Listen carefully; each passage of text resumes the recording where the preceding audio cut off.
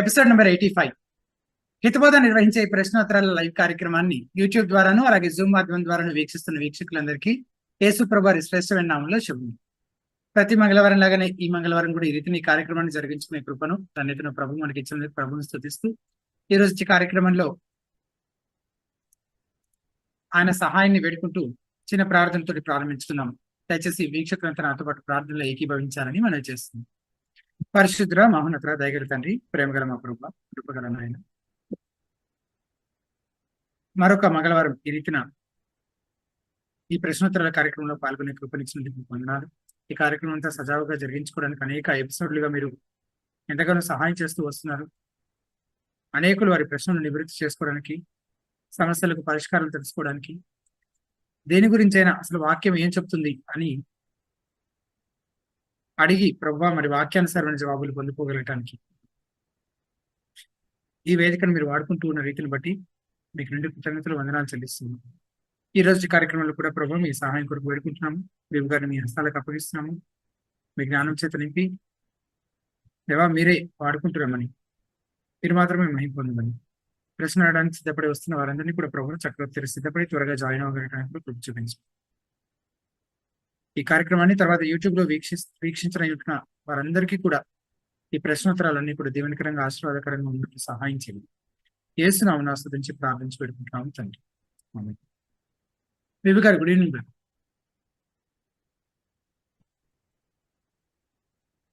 Brother మీరు mute లో ఉన్నారు. ఎస్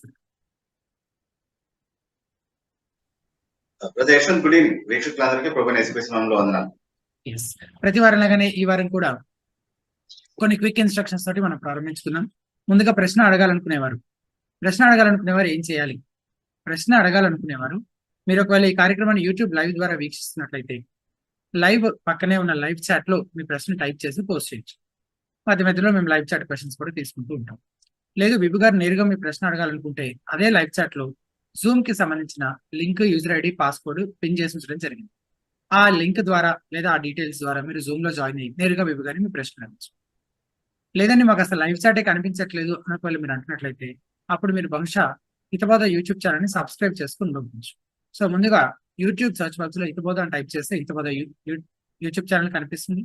అని సబ్స్క్రైబ్ చేసుకొని బెల్ ఐకాన్ ప్రెస్ చేసినట్లయితే మీకు లైవ్ చాట్ కి యాక్సెస్ వస్తుంది. ఆ లైవ్ చాట్ లోనే మీ క్వశ్చన్ టైప్ చేసి పోస్ట్ చేయొచ్చు, లేదా అందులో మేము పిన్ చేసిన జూమ్ లింక్ ద్వారా జూమ్ లో జాయిన్ అయ్యి నేరుగా విభు గారిని మీ ప్రశ్న అడగచ్చు.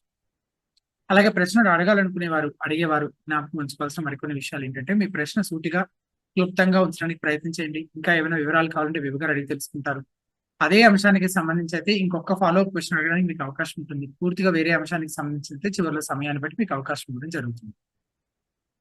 సో జూమ్ పార్టిసిపెంట్స్ అయినా సరే, లైవ్ చాట్ అయినా సరే, లైవ్ చాట్ లో కూడా కేవలం ఒక ఐడి నుంచి ఒక ప్రశ్న మాత్రమే ముందుగా తీసుకోవడం జరుగుతుందని గమనించండి.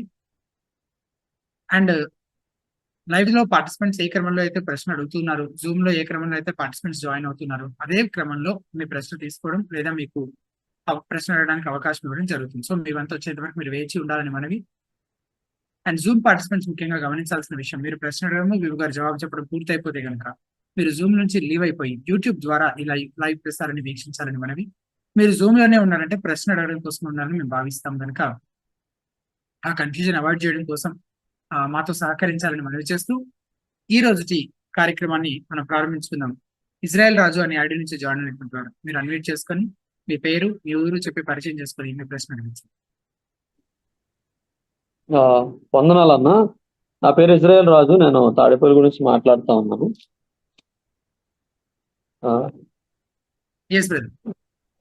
బీబు అన్న మా వాయిస్ రావట్లేదు. విభు గారు మీ మాట వినిపించట్లేదు.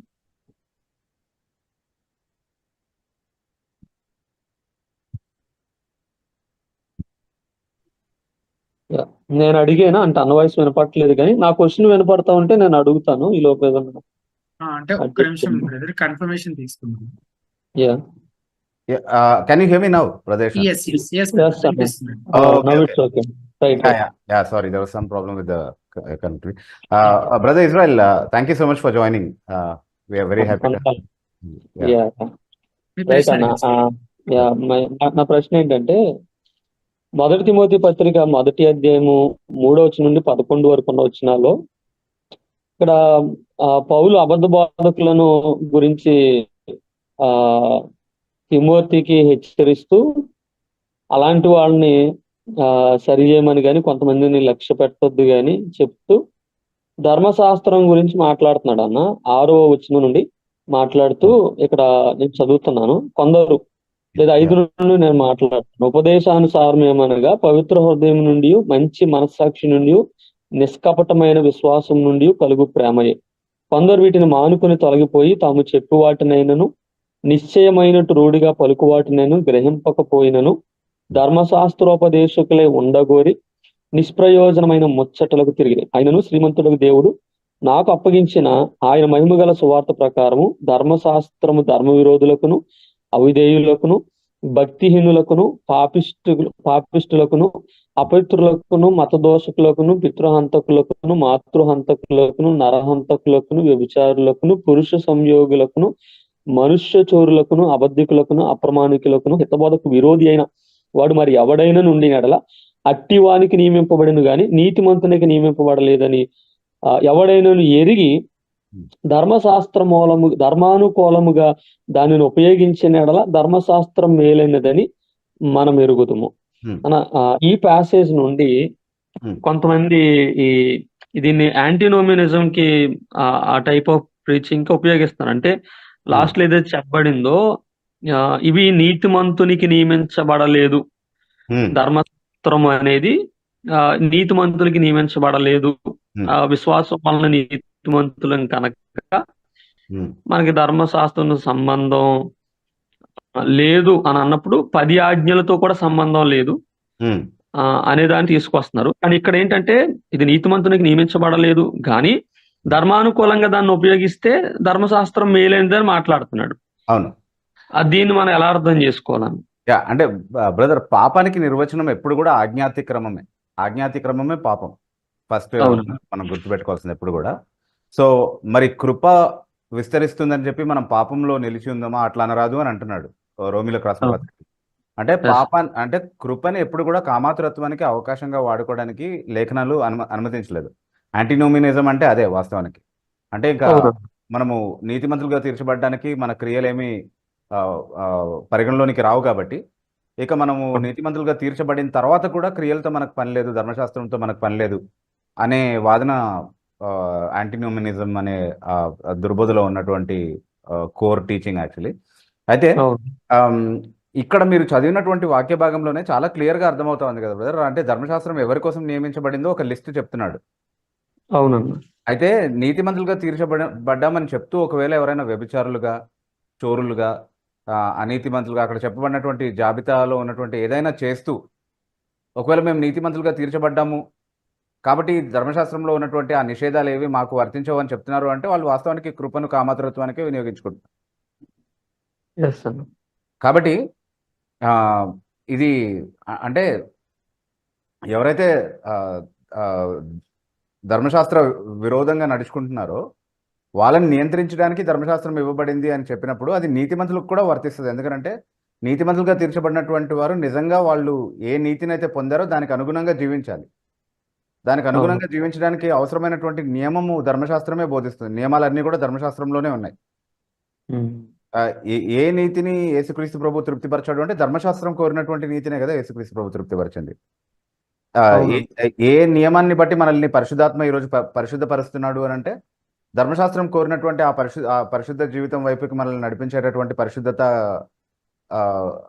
ప్రక్రియనే మనలో జరిగిస్తా ఉన్నాడు ఆయన. కాబట్టి ధర్మశాస్త్రంతో ఇంకా విశ్వాసులకి సంబంధం లేదు అనేటటువంటి ఆ బోధకు అసలు తావులేదు. అంటే ఇప్పుడు మనం రక్షింపబడడం విషయంలో ధర్మశాస్త్రంతో పని లేదు. అంటే యూద మతస్థులు ఎవరైతే సంఘంలోనికి వచ్చి ఆదిమ సంఘాన్ని కలవరపెట్టారో వారిని కూడా పౌలు ఎందుకు ఖండించాడు, ఎందుకు ఎదిరించాడు? ఎందుకంటే ఇలా చేయడం ద్వారా మీరు ఈ ధర్మశాస్త్ర విధులను పాటించడం ద్వారా మీరు నీతిమంతులుగా తీర్చబడతారు, ఇది మీ రక్షణకు అవసరమని వాళ్ళు బోధించారు కాబట్టి దాన్ని ఖండించాడు. కానీ అలాగే సంఘంలోనికి రహస్యంగా చొరబడి కొందరు కృపను కామతత్వానికి మార్చేస్తున్నారు అన్నటువంటి మాట యూదా పత్రికలో రాయబడింది. యూదా హెచ్చరిస్తున్నాడు అలాంటి వాళ్ళ గురించి. సో ఈ రెండు వర్గాల వారి నుండి కూడా ఆదిమ సంఘం కలవరానికి గురైంది. ఒకరేమో రక్షణకు క్రియలు కావాలని, ధర్మశాస్త్ర క్రియలు కావాలని, ఆచార సంబంధమైనటువంటి ఆ విధులను కూడా నిర్వర్తించాలని, ఇంకొకరేమో అసలు రక్షింపబడ్డాం కాబట్టి నీతికి సంబంధించినటువంటి ధర్మశాస్త్రంతో కూడా మనకు పని లేదని, ఇలా రెండు ఎక్స్ట్రీమ్స్ సంఘంలోనికి తీసుకొచ్చే ప్రయత్నం చేశారు. సో అప్పటి నుంచే ఉన్నటువంటి సమస్య ఈ యాంటీనోమియనిజం అనేది. దానికి చాలా ధీటుగానే లేఖనాలు సమాధానం చెప్తా ఉన్నాయి. అది రెండు మనం అంగీకరించడానికి వీల్లేదు. రక్షణ కేవలం కృప ద్వారా మాత్రమే. అయితే కృప పుట్టించే విశ్వాసము క్రియలు లేని విశ్వాసం కాదు, అది క్రియల ద్వారా రుజువు చేయబడేటటువంటి సజీవమైనటువంటి విశ్వాసం అని లేఖనాలు చెప్తా ఉంది. ఆ బ్యాలెన్స్ ని మనం ఎక్కడ మిస్ అవ్వకుండా చూడాలి. అంటే ఇక్కడ మీరు చెప్పిన వివరణ చాలా కరెక్ట్ గా ఉంది. అయితే ప్రాబ్లం ఏంటి అని అంటే ధర్మశాస్త్రాన్ని యేసుప్రభు నెరవేర్చేశాడు కనుక, సదాకాలంలో నిలిచేటువంటి బలి జరిగిపోయింది కనుక, ఇంకొక చోట అది కొట్టివేయబడును అని, అంటే ఇలాంటి కొన్ని మాటలు తీసుకుని వాటి నెరవేర్పు క్రీస్తులో జరిగింది కాబట్టి దానితో పని లేదు అంటూ మారల్ టీచింగ్స్ ఏవైతే ఉన్నాయో వాటిని కూడా వాళ్ళు రిజెక్ట్ చేస్తూ రావడం అని అనేదాన్ని అంటే మీరు అన్నట్టు కృపను కామతురత్వానికి వాడే ఉద్దేశంలోనే టీచింగ్ చేస్తున్నారు తప్ప, అంటే వాళ్ళని కప్పుకునే క్రమంలో టీచింగ్ తప్ప అది ఎక్కడ కూడా బిబ్లికల్ కాదండి. Definitely yeah. అండ్ ఇంకొక విషయం బ్రదర్, ఇక్కడ ధర్మశాస్త్రం కొట్టివేయబడిందని చాలా సందర్భాల్లో మనం చదువుతున్నాం కొత్త నిబంధనలో. అవును. కానీ ఏ ధర్మశాస్త్రం కొట్టివేయబడింది? ఆచార సంబంధమైనటువంటి ధర్మశాస్త్రం. ఎప్పుడైనా కొట్టివేయబడినటువంటి సందర్భంలో నీతి నియమాలను ప్రస్తావించి అది కొట్టివేయబడిందని ఎక్కడా చెప్పబడలేదు కొత్త నిబంధనలో. ఎక్కడైనా సున్నతి, పండుగలు ఆచరించడము, తర్వాత బలి అర్పణలు, వీటికి సంబంధించినటువంటి ఆచార సంబంధమైనటువంటి విధులు ఏవైతే ఉన్నాయో వాటికి సంబంధించిన ప్రస్తావనలోనే అది కొట్టివేయబడింది అన్నటువంటి మాట మనం చదువుతాం తప్ప ఎక్కడ కూడా నీతి విషయమైనటువంటి నియమాలు ఏవైతే ఉన్నాయో, నేను తప్ప వేరొక దేవుడు నీకు ఉండకూడదు, అదేంటి నరహత్య చేయకూడదు, వ్యభిచారం చేయకూడదు, దొంగిలించకూడదు, ఇట్లాంటి నియమాలన్నీ ప్రేమ, అంటే మనం దేవుణ్ణి ప్రేమించాలి, అలాగే మన పొరుగు వారిని ప్రేమించాలి అన్నటువంటి నియమాలకు ఇవే నెరవేర్పు అని కూడా చెప్తున్నాడు పౌలు చాలా స్పష్టంగా. సో వీటిని పాటించడం ద్వారా, అంటే ప్రేమ కలిగినటువంటి వాడు వీటికి వ్యతిరేకంగా ఏది చేయడు అన్న బోధే కొత్త నిబంధన ఇస్తా ఉంది మనకి. సో కొట్టివేయబడింది ఆచార సంబంధమైనటువంటి ధర్మశాస్త్రం మాత్రమే, ఎందుకంటే అది క్రీస్తుకు ఛాయగా ఉండి క్రీస్తులో అవి సూచించినవి, లేకపోతే అవి రిప్రజెంట్ చేసినవన్నీ కూడా అవి దేనికి ఛాయగా ఉండినాయి అవన్నీ కూడా క్రీస్తులో సంపూర్ణంగా నెరవేర్చబడ్డాయి. కాబట్టి ఆ ధర్మశాస్త్రంలో ఉన్నటువంటి ఆచారాలు ఛాయ అవుతే యేసుక్రీస్తు ప్రభులో నెరవేర్చబడింది అసలు, కాబట్టి అసలు వచ్చిన తర్వాత ఛాయతో పని లేదు కాబట్టి అది కొట్టివేయబడింది అంతే. కానీ అది నీతికి సంబంధించినటువంటి ధర్మశాస్త్రానికి వర్తించేటటువంటి మాట కాదు. అదే మీరు ధర్మశాస్త్రం గురించి మీ ఆర్టికల్లో కూడా రాస్తూ దాని విధిరూపకమైన ఆజ్ఞలు గల ధర్మశాస్త్రం అన్నారు, ఆచారపరమైన. Exactly brother. ఆ వర్డ్ అది ఆచారాన్ని సూచిస్తా ఉంది కదా, విధిరూపకమైనది. అవును brother. Okay right. Thank you so much. Thank you brother, thank you so much. తర్వాత సామ్ ఫ్రమ్ వైజాగ్ అని అటెండ్ జాయిన్ అయినటువంటి వారు మీరు అన్మ్యూట్ చేసుకుని మీ పేరు, మీ ఊరు చెప్పి మీ ప్రశ్న. ప్రైజ్లార్డ్ బ్రదర్, యశ్వంత్ గారు, బిబు గారు. నేను శ్యామ్ మాట్లాడుతున్నానండి వైజాగ్ నుంచి. బ్రదర్, నా క్వశ్చన్ ఏంటంటే, ఈ మధ్యలో కొంచెం ఎక్కువగా మా సరౌండింగ్ లో ఒకరు ఇబ్బంది పడుతున్నారు, ఒక ప్రాబ్లం, దాని గురించి అడుగుతాం అనుకుంటున్నాను. ఏంటంటే బ్రదర్, వాళ్ళు అంటే ఓల్డ్ చర్చ్ పడగొట్టి కొత్తగా చర్చి కడుతున్నారు అనమాట. కడతా ఉంటే కొన్ని మన సంస్థలు ఉన్నాయి కదా, ఇప్పుడు బెగ్గింగ్ సంస్థల కింద తయారైనాయి కదా, వాళ్ళు ఏంటంటే అడ్డుకొని ఎంఆర్ ఆఫీసులో కంప్లైంట్ ఇవ్వడం, ఇలాగా కంప్లైంట్ నుంచి చర్చి కట్టనివ్వకుండా మీరు ఎలా కడతారు, ఎంఆర్ఓ పర్మిషన్ ఉండాలి అని చెప్పి అడ్డుకుంటున్నారు అనమాట వాళ్ళు. ఎంఆర్ఓ పర్మిషన్ ఉండాలి, లేదంటే డిస్ట్రిక్ట్ కలెక్టర్ పర్మిషన్ ఉండాలి, ఇళ్ల మధ్యలో మీరు చర్చి ఎలా కడతారని చెప్పి అది జరగనివ్వకుండా అడ్డుపడుతున్నారు అనమాట. అది అంటే వీళ్ళు వచ్చే అధికారులు కూడా ఎంఆర్ ఆఫీస్ లో కూడా దానికి వాళ్ళు సపోర్ట్ చేసినట్టుగా మాట్లాడుతున్నారు. అంటే కన్స్ట్రక్షన్ పెండింగ్ లో పెట్టేసి ఆపేయడం జరుగుతుంది అనమాట. అంటే ఈ విషయంలో మనకి అసలు ఏంటి బ్రదర్, అంటే నిజంగానే ఒక చర్చి కడతా ఉంటుంటే మనకి నిజంగా ఒక ఎంఆర్ఓ గాని, ఒక డిస్ట్రిక్ట్ కలెక్టర్ గారు అలాంటి అధికారుల పర్మిషన్ ఏమైనా ఉండాలంటారా? ఇళ్ల మధ్యలో కట్టకూడదు అనే నిబంధనలు ఏమైనా ఉన్నాయా? ఇలా జనాలకి ఇన్ని మీటర్ల డిస్టెన్స్ లో మనం కట్టాలని ఏమైనా ఉంటుందా? ఇంకోటి ఏంటంటే బ్రదర్, చర్చ్ లో కూడా మైక్ యూజ్ చేసినప్పుడు ఎంత డెసిబల్స్ యూజ్ చేయొచ్చు, దానికి నియమ నిబంధనలు ఏమైనా ఉన్నాయా? కొంచెం చెప్తారండి అడుగుతాను. Yeah brother, first of all మీరు ఏ చర్చ్ గురించి అయితే ప్రస్తావిస్తున్నారో వాళ్ళు లీగల్లీ తీసుకోవాల్సినటువంటి పర్మిషన్స్ తీసుకున్నారా? అది చాలా ఎసెన్షియల్ యాక్చువల్లీ. అది ఒకవేళ ఒక చర్చ్ బిల్డింగ్ గా దాన్ని వాళ్ళు కలిగి ఉండాలని అనుకుంటే కనుక ఖచ్చితంగా దానికి కొన్ని వచ్చినటువంటి రూల్స్ అండ్ రెగ్యులేషన్స్ ఉన్నాయి. ఐ థింక్ ఎంఆర్ఓ దగ్గర నుంచి అనుకుంటాను అప్రూవల్ తీసుకోవాలి ఇప్పుడు, as per the latest position అయితే. సో ఒకవేళ తీసుకున్నారా లేదా అనేది చూడండి, ఎందుకంటే ఎవరికి అభ్యంతరం చెప్పడానికి అవకాశం ఇవ్వకూడదు మనం. అది ఒకవేళ చర్చ్ బిల్డింగ్ గా ఉంటే కనుక, కాదు అదొక రెసిడెన్స్ అయితే కనుక, ఇంట్లో గ్యాదర్ అవుతున్నారు, ప్రార్థన చేసుకుంటున్నారు అనే పొజిషన్ అయితే కనుక వేరే ఆర్గ్యుమెంట్స్ ఉన్నాయి నా దగ్గర. కానీ ఇక్కడ మీరు చర్చ్ గానే అంటున్నారు కదా. అవునండి, అంటే ఇల్లు కాదు, అది చర్చ్ గానే. ఇప్పుడు మన సండే ఏ విధంగా అంటే అందులో నివాస సంబంధించిన వస్తువులు ఉండవు, ఇంకేముండదు, ఓన్లీ సండే మాత్రమే కూడుకోవడానికి, ఏదైనా ఫాస్టింగ్ ప్రేయర్ అంటే కూడుకోవడానికి ఏ విధంగా వాతావరణం ఉంటుందో ఆ విధంగానే ఉంటుంది. అలాంటప్పుడు ఖచ్చితంగా దానికి సంబంధించిన నియమాలు ఉన్నాయి బ్రదర్. ఏ వర్షిప్ ప్లేస్ కైనా కూడా మనం పాటించాల్సినటువంటి కొన్ని రూల్స్ ఉన్నాయి. అది లేకపోతే ఎప్పటికైనా మీకు ఇబ్బంది అవుతుంది. అంటే దానికి ఎలా అప్రోచ్ అవ్వాలంటారండి? అంటే మీరు ఇప్పుడు మీ కన్సర్న్, మీ లోకల్, మీ జ్యూరిస్డిక్షన్ ఏ ఎంఆర్ఓ కింద వస్తుందో కనుక్కొని అక్కడికి వెళ్ళి ప్రిస్క్రైబ్డ్ ఫార్మాట్ అదంతా ఉంటుంది బ్రదర్, దాంట్లో మీరు అప్లై చేసుకోవచ్చు. యాక్చువల్లీ అదంతా కూడా చేస్తే కనుక ఎవరు అభ్యంతరం చెప్పడానికి ఉండదు ఇంకా. ఓకే, అంటే బ్రదర్ నాకు కూడా డౌట్ ఏంటంటే చర్చి మీద రిజిస్ట్రేషన్ అనేది కూడా ఏదైనా చేయాలంటారండి? ఇప్పుడు మైనారిటీస్ అనే దాని మీద ఇప్పుడు ఏదైనా ఒక మినిస్టర్ ఇప్పుడు హితబోధ అని ఉందనుకోండి, ఆ చర్చి కడతా ఉంటే ఆ హితబోధ అనే దాని మీద ఆ రిజిస్ట్రేషన్ ఏమైనా చేయాలంటారా? చేయాలి బ్రదర్, ఖచ్చితంగా. అంటే అది చర్చ్ బిల్డింగ్ గా కలిగి ఉండాలనుకుంటున్నారు కాబట్టి ఆ ప్రాపర్టీ చర్చ్ది కదా, అది ఒక ఇండివిజువల్ది కాదు. సో ఆ ప్రాపర్టీ చర్చ్ది అయినప్పుడు అది ఒక ట్రస్ట్ చేత లేకపోతే ఒక సొసైటీ చేత మేనేజ్ చేయబడాలి. అంటే ఒక ఇండివిజువల్, ఒక కాపరే కదా దాన్ని నడిపించేది, ఆ కాపర్ పేరు మీద ల్యాండ్ ఉంటుంది, ఆ కాపర్ పేరు మీదే దాన్ని అంటే మినిస్ట్రీ కూడా అతని పేరు మీద రిజిస్టర్ అవుతుంది. అంటే అతను ఆ కన్స్ట్రక్షన్ చేసుకోకూడదు అలాగా ఇండివిజువల్ గా? అంటే అది ఇండివిజువల్ ప్రాపర్టీ అవుతుంది బ్రదర్. యాక్చువల్లీ చర్చ్ అన్నప్పుడు దానికి వేరే రూల్స్ ఉన్నాయి కదా, సెపరేట్ గా సంబంధించిన రెగ్యులేషన్స్ ఉన్నాయి కాబట్టి వాటికి ఖచ్చితంగా మనం కన్ఫర్మ్ అవ్వాల్సిందే. ఈ సౌండ్ గురించి ఎంత డెసిబల్స్ అంటే ఇది చర్చ్ అనేది పబ్లిక్ థింగ్ కదా బ్రదర్ యాక్చువల్లీ. సో దాని చర్చ్ పేరు మీద ఉన్న ప్రాపర్టీ అంతా కూడా పబ్లిక్ ప్రాపర్టీ యాక్చువల్లీ. అది ఒక పర్సన్ పేరు మీద ఉండడానికి వీల్లేదు. అట్లాగే కదా మిస్యూజ్ అంతా కూడా జరిగేది.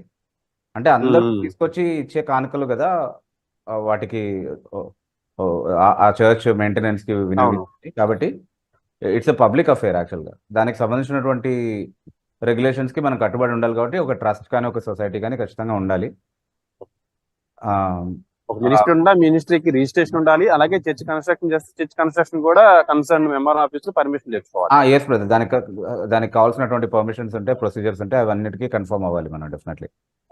అది ఉంటే మనం ధైర్యంగా మాట్లాడొచ్చు. ఎవరు వచ్చి మాట్లాడినా మీకు అడిగే అధికారం లేదని మనం చెప్పొచ్చు. వాళ్ళకేం మనం తీసి ఇదిగో పర్మిషన్ ఉందని చెప్పి మనం ఏం కాగితం చూపించడం అవసరం లేదు వాళ్ళకి, ఎందుకంటే వాళ్ళు ఎవరు ప్రభుత్వ అధికారులు ఏం కాదు కదా. మీకు అడగాల్సిన పని లేదు, అడగాల్సిన వాళ్ళు వచ్చి అడిగినప్పుడు చూపిస్తామని చెప్పాలి, పంపించేసాలి. మన దగ్గర ఆ కాన్ఫిడెన్స్ ఉంటుంది మాట్లాడడానికి, ఎందుకంటే మనం ఏమి రూల్స్ వైలేట్ చేయలేదు కాబట్టి. ఆల్రెడీ కట్టేసిన చర్చిలు ఉన్నాయి అనుకోండి, వాళ్ళు పర్మిషన్ కన్స్ట్రక్షన్ కోసం ఎంఆర్ఓ గారి దగ్గర పర్మిషన్ తెచ్చుకోలేదు, మరి ఇలాంటి పరిస్థితుల్లో మరి ఏ విధంగా దాన్ని కూడా రెగ్యులరైజ్ చేయడానికి ఏదైనా ప్రొసీజర్ ఉంటుంది డెఫినెట్లీ. దాన్ని కూడా రెగ్యులరైజ్ చేయడానికి ఏదైనా ప్రొసీజర్ ఉంటుంది. అది చాలా ఇయర్స్ ఓల్డ్ కన్స్ట్రక్షన్ అవుతే కనుక. సో అది అప్రోచ్ అవుతే వాళ్ళే గైడ్ చేస్తారు ఏం చేయొచ్చు అనే విషయంలో. అది చేసుకోవడం సేఫ్. ఎప్పుడైనా కూడా అది లీగలీ మనం కన్ఫర్మ్ అవడం అనేది చాలా సేఫ్ మనకి. బయట వాళ్ళు దాడి చేయడానికి అవకాశం లేకుండా ఉంటుంది.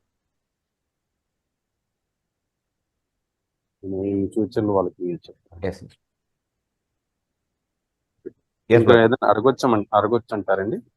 ఒక క్వశ్చన్ వేరే అడగచ్చు. Thank you brother. నా క్వశ్చన్ ఏంటి బ్రదర్, యోహాను సువార్త 15:2 వచనంలో నాలో ఫలింపని ప్రతి తీగను ఆ, ఆయన తీసి పారవేయును అని చెప్పి ఉంది కదండి. అంటే ఫలించు ప్రతి తీగ మరి ఎక్కువగా ఫలించవాలని దానిలో పనికిరాని తీగలను తీసివేయను అని ఉంటుంది కదా. అవును. అంటే యాక్చువల్ గా అంటే ఇప్పుడు ద్రాక్షవల్లి యేసు ప్రభు వ్యవసాయకుడు తండ్రి అయితే ఇప్పుడు అవును. ద్రాక్షవల్లికి అంటు కట్టబడేది అసలు. అంటే ఒక రకంగా నేను ఏమన్నా దాన్ని ఏ విధంగా అనుకుంటున్నానంటే, ఉమ్, అసలు తీగ అంటుకుపడ్డాయి అంటే అది రక్షింపబడిన వాళ్ళేగా అనే అర్థం వస్తుంది కదా. తీసి పాడేయడం అంటే ముందు రక్షింపబడి తర్వాత తీసి పాడేయడం అంటే రక్షణ కోల్పోయి అనే అర్థం వస్తుంది అన్నట్టుగా నేను ఆలోచిస్తున్నానండి. ఉమ్, తీసి పాడేయడం అంటే ముందుగానే ఆ ద్రాక్ష వల్ల ఒక భాగం అయి ఉంది ఆ తీగ. ఉమ్, ఉమ్, ఆ తీగే ఆల్రెడీ భాగమై ఉంది, ఫలించడం లేదు కాబట్టి. ఉమ్, అలాగే ఉన్న తీగలు ఎక్కువగా ఫలించాలి అనే ఉద్దేశంతో ఆ తీగని తీసి పారేస్తున్నాడు ఉమ్. అక్కడ వ్యవసాయకుడు అని అర్థం వస్తుంది కదా. అంటే అంటే రక్షింపబడిన వ్యక్తిని అలాగా మళ్ళీ వేరుపరుస్తున్నాడా దేవుడు అన్నట్టుగా అర్థం చేసుకోవచ్చు అంటారా? చాలా సార్లు చాలా Yeah. మంది అది చదవంగానే అదే కన్క్లూజన్స్ కి వస్తుంటారు, వాటిని Yeah. అలాగే అపార్థం చేసుకుంటారు. కానీ నేను చదివిన ఒక మంచి కామెంటేటర్ దాన్ని సందర్భంలో ఇస్కరియోతు యూదాను గురించి చాలా రకాలుగా హెచ్చరిస్తూ వస్తూ ఉంటాడు కదా. మధ్య మధ్యలో వాడికి సంబంధించి హింట్ ఇస్తా ఉంటాడు కదా. సో ఆ సందర్భంలోనే ఈ పారబుల్ ఈ ఇలస్ట్రేషన్ కూడా చెప్పడం జరిగింది. అయితే యూదా ఎట్లాగైతే ఆ శిష్యుల గుంపులో ఉన్నట్లుగానే ఉన్నాడు, కానీ నిజంగా యేసుక్రీస్తు శిష్యుడు కాడు. అలాగే ఈ ఫలమే లేనటువంటి ఈ తీగ ద్రాక్షావళిలో కట్టబడినట్లుగానే ఉంది, కానీ నిజానికి అది ఆ తర్వాత నిలిచి ఉండినట్లు ఫలించినట్లు ఆ ఆ ఆ చూస్తున్నాం. కాబట్టి అది ఎన్నడూ నిజంగా ద్రాక్షావళిలోని తీగ కాదు అని రుజువు పరుస్తుంది అనమాట. తర్వాత ఒకవేళ నిలిచుంటే తప్పక ఫలిస్తుంది కదా. ఉమ్, సో నిజంగా అది అంటుకట్టబడలేదు. కాకపోతే ఇస్కరియోతు యూదా ఎట్లాగైతే ఆ శిష్యుల గుంపుతో ఉన్నాడో అలాగే ఆ తీగ కూడా అన్నిట్లో కలిసిపోయి అన్నిటితో పాటే ఉన్నట్లుగానే ఉంది, కానీ నిజంగా అది ద్రాక్షావళిలో ఉన్న తీగ కాదు అనేది తర్వాత తెలుస్తుంది అని అర్థం చేసుకోవచ్చేమో అని Yes. ఒక కామెంటేటర్ చెప్పింది, నేను షేర్ చేసింది. బీబు గారు, ఎగ్జాక్ట్లీ దానికి exactly yeah, that's very good observation. వాస్తవానికి ఇది ఒక అలంకారం కదా శామ్ గారు. యాక్చువల్లీ అంటే ద్రాక్షావల్లి ఆ పిక్చర్ అంతా ఏదైతే ఉందో, ఆ వైన్ పిక్చర్ అయితే ఏదైతే ఉందో అక్కడ కాంటెక్స్ట్ లో, అదంతా ఒక అలంకారం వాస్తవానికి. యేసుక్రీస్తుతో సంబంధం కలిగి ఉండడాన్ని గురించి మాట్లాడుతుంది బేసికలీ. సో ఇప్పుడు యూదా ఇస్కరియోతు ఎగ్జాంపుల్ పర్ఫెక్ట్ ఎగ్జాంపుల్. యాక్చువల్గా యేసుక్రీస్తుతో సంబంధం కలిగే ఉన్నాడు అప్పటి వరకు, కానీ అది ఎలాంటి సంబంధం అంటే రక్షణార్థమైనటువంటి సంబంధం కాదు. రక్షణ అనే ఫలం అతను ఎన్నడూ ఫలించలేదు. సో అలా కేవలం బాహ్యంగా నటిస్తూ యేసుక్రీస్తు ప్రభుతో సంబంధం కలిగి ఉండేటటువంటి వ్యక్తులు కూడా ఉంటారు. వాళ్ళ పర్యవసానం అంతిమంగా అలాగే ఉండబోతుంది. ఇది ఇంకా చాలా ఉదాహరణల ద్వారా యేసుక్రీస్తు ప్రభు పదే పదే హెచ్చరిస్తూ వచ్చాడు. అంటే గోధుమలు గురుగుల ఉపమానం మీరు తీసుకున్న, మంచి చేపలు చెడ్డ చేపల ఉపమానం మీరు తీసుకున్న, బుద్ధిగల కన్యకలు బుద్ధి లేని కన్యకల ఉపమానం తీసుకున్న, వాళ్ళందరూ ఒకే గుంపుకు చెందినటువంటి వారు, క్రీస్తుకు చెందినటువంటి ఐడెంటిటీ కలిగినటువంటి వారు, కానీ వారందరూ కూడా ఆయనకు చెందినవారు కాదు వాస్తవానికి. అంటే అందరూ ఆయనలో ఫలించినటువంటి వారు కాదు. ఆయన నుండి నిర్ణయించబడిన సమయం వచ్చినప్పుడు వేరు చేయబడాల్సినటువంటి పరిస్థితిలో చాలామంది ఉంటారు అన్నటువంటి వాస్తవాన్ని హెచ్చరికగా చెప్పడం కోసం ప్రభు ఈ అలంకారాన్ని వాడుతున్నాడు. ఇతర సందర్భాల్లో వాడిన వేరువేరు అలంకారాల లాగానే ఇంకొక అలంకారాన్ని ఇక్కడ వాడుతున్నాడు అంతే. కానీ అక్షరాల యేసుక్రీస్తు ప్రభుతో అంటుకట్టబడే ఉన్నారు, ఆయనలో ఉన్నటువంటి జీవం వారిలోనికి కూడా ప్రవేశిస్తుంది, కాబట్టి ఖచ్చితంగా వారు ఫలించి తీరుతారు అన్నటువంటి ఆ అబ్సల్యూట్ సెన్స్లో దాన్ని తీసుకోవడానికి వీలు పడదు, మిగతా లేఖనాలతో కూడా దాన్ని పోల్చి అర్థం చేసుకున్నప్పుడు. And with in the context యూదా ఇస్కరియోతు ఒక మంచి ఎగ్జాంపుల్. అండ్ 16th verse లో కూడా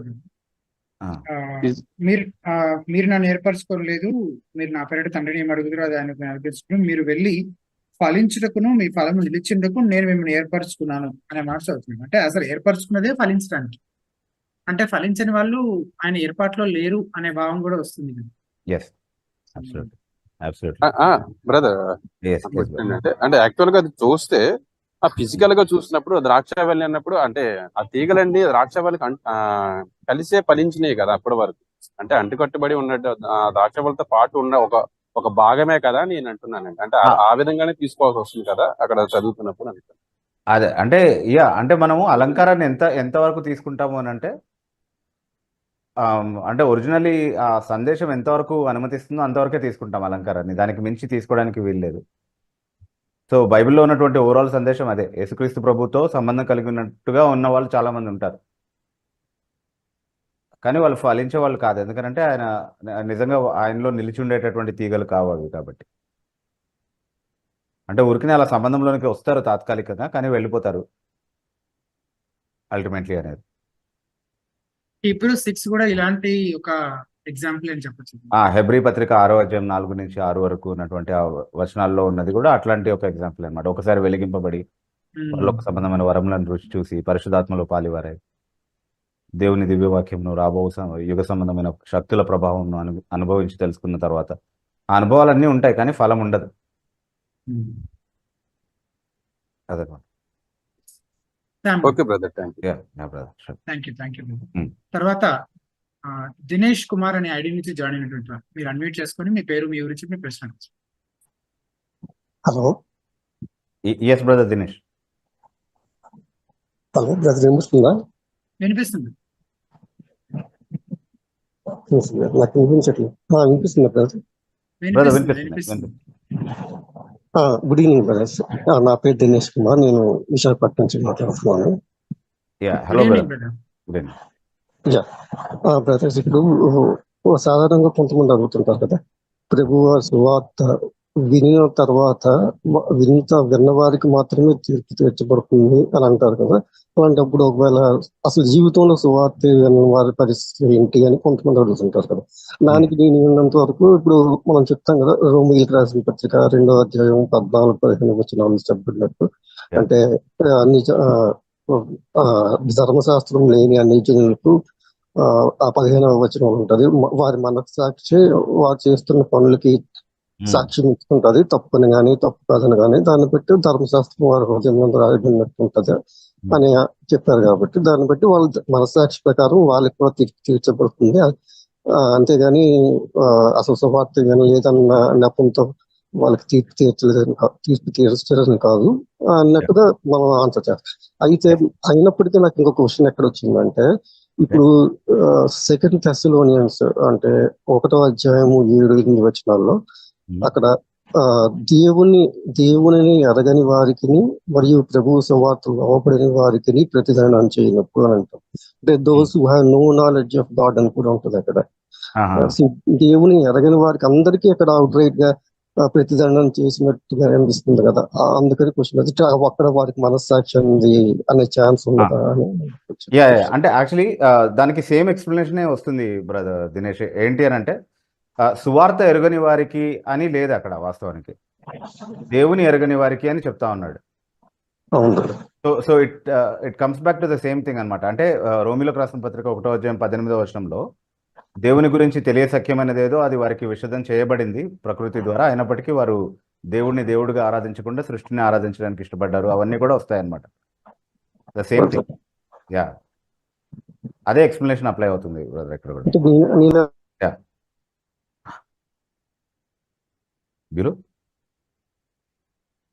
మీ మాట క్లియర్ గానే. ఓకే బ్రదర్ దినేష్, మ్యూట్ అయ్యారు, మళ్ళీ అన్మ్యూట్ చేసుకోవడానికి నేను యాక్సెస్ ఇస్తాను. చెప్పండి. అక్కడ నేను ఏమనుకున్నానంటే, దేవుని ఎరగని వారికని 2 Thessalonians ఉన్న దానికి అక్కడ దేవుని ఎరగని వారికి మరియు ధర్మశాస్త్రమునకు లోబడిన వారికి అన్నట్టుగా, అంటే వాళ్ళ మనసాక్షి ఒకవేళ వాళ్ళకి తప్పని తీర్పు తీరుస్తున్నప్పటికీ అలాగే చేసేస్తున్న వారికి అప్లై అవుతుందేమో అని. ఎగ్జాక్ట్లీ.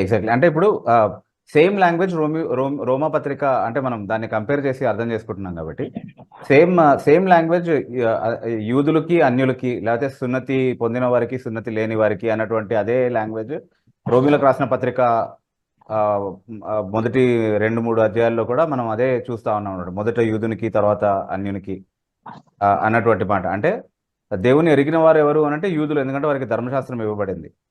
దేవుని ఎరగని వారు ఎవరు అని అంటే అదే ప్రకృతి ద్వారాను మనసాక్షి ద్వారాను వెలుగు ఇవ్వబడిన తర్వాత కూడా దేవునిగా అంగీకరించడానికి ఇష్టం లేనటువంటి వారు. అదే 2 కేటగిరీస్ ఇక్కడ కూడా కనిపిస్తా ఉన్నాయి అనమాట మనకి థెస్సలోనియన్ ఎపిసోడ్ లో కూడా. Okay brother, thank you. yes brother. తర్వాత శ్రవణ్ అనే ఐడి నుంచి జాయిన్ అయినటువంటి వారు మీరు అన్మ్యూట్ చేసుకొని మీ పేరు మీ ఊరు చెప్పి ప్రశ్న అడగండి. Praise Lord brother. Praise Lord brother. So recent గా ఒక పాస్టర్ చెప్పినటువంటి మెసేజ్ లో నేను ఒక క్వశ్చన్ అడగాలనుకుంటున్నాను. మీ ఇంట్రొడక్షన్ చెప్పి అడగండి. Okay. నా పేరు శ్రవణ్, నేను హైదరాబాద్ నుంచి. Yes brother. Okay, so recent గా నేను ఒక పాస్టర్ చెప్పిన మెసేజ్ లో క్రైస్తవులు చేయకూడనటువంటి 5 విషయాలు అంటూ అదొక మెసేజ్ చెప్తూ ఇందులో మూడో విషయాన్ని ఒక మాట చెప్తూ క్రైస్తవుడు అన్ని జనులతో కలిసి భోజనం చేయొద్దు అనే ఒక మాట చెప్పడం జరిగింది. దానికి సపోర్ట్ గా గల్తీలకు రాసిన పత్రిక 2వ అధ్యాయం 11లో కేఫా ఎగ్జాంపుల్ ని కోట్ చేసి దాన్ని ఎక్స్ప్లెయిన్ చేయడం జరిగింది. సో ఇది మనం అంటే ఆ క్వశ్చన్ ఏంటంటే అన్ని జనులతో మనము కలిసి భోజనం చేయకూడదా అంటే చేయొచ్చా, చేస్తే మరి కేఫా ఆ యొక్క ప్యాసేజ్ మనం ఎట్లా అర్థం చేసుకోవాలి? వాస్తవానికి గలతీ పత్రిక 2వ అధ్యాయం 11వ వచనంలో ఉన్నటువంటి సందర్భం ఏంటి అని అంటే, కేఫా అప్పటి వరకు అన్ని జనులతో కలిసి భోజనం చేశాడు. యూదులు రాగానే వాళ్ళకి భయపడి వెనక్కి తీశాడు, వాళ్ళతో సహవాసం చేయకుండా మానేశాడు. ఓకే, సో అది అన్యజనులు అంటే అక్కడ అవిశ్వాసులు అని కాదు, యూద నేపథ్యం నుండి కాకుండా అన్యజనుల నేపథ్యం నుండి వచ్చినటువంటి క్రైస్తవులతోనే అతను సహవాసం చేయకుండా వెనుక తీసినటువంటి సందర్భం. అది వాస్తవానికి పొరపాటు, అతను చేసినటువంటి తప్పు. అందుకే పౌలు చేత గద్దించబడ్డాడు పేతురు. ఆ సందర్భంలో పౌలు అదే అంటున్నాడు, అతన్ని అందరి ఎదుట నేను ఆయన్ని గద్దించాను అన్నటువంటి మాట చెప్తా ఉన్నాడు. సో పేతురు చేసినటువంటి ఆ కార్యాన్ని బట్టి పౌలు గద్దించడము, లేఖనాలు పౌలు చెప్పినటువంటి స్టాండ్స్నే సమర్థించడము, ఆ తర్వాత పౌలు దీన్ని ప్రస్తావించి రాసిన ఈ మాటలు గలతీ పత్రికలో ఉంటే ఆయన రాసినటువంటి మాటలన్నీ కూడా లేఖనాలతో భాగంగా స్వయంగా అపోస్తలుడైన పేతురే ఆమోదించినట్టుగా 2వ పేతురు పత్రిక 3వ అధ్యాయం 15 నుంచి 17 వరకు ఉన్నటువంటి వాక్య భాగాల్లో కూడా మనం గమనిస్తున్నాం. కాబట్టి పౌలు పేతురుని గద్దించింది దేనికోసం? అన్యజనులతో కలిసి భోజనం చేసినందుక, చేయడం మానేసినందుకు. అది ఫస్ట్ పాయింట్.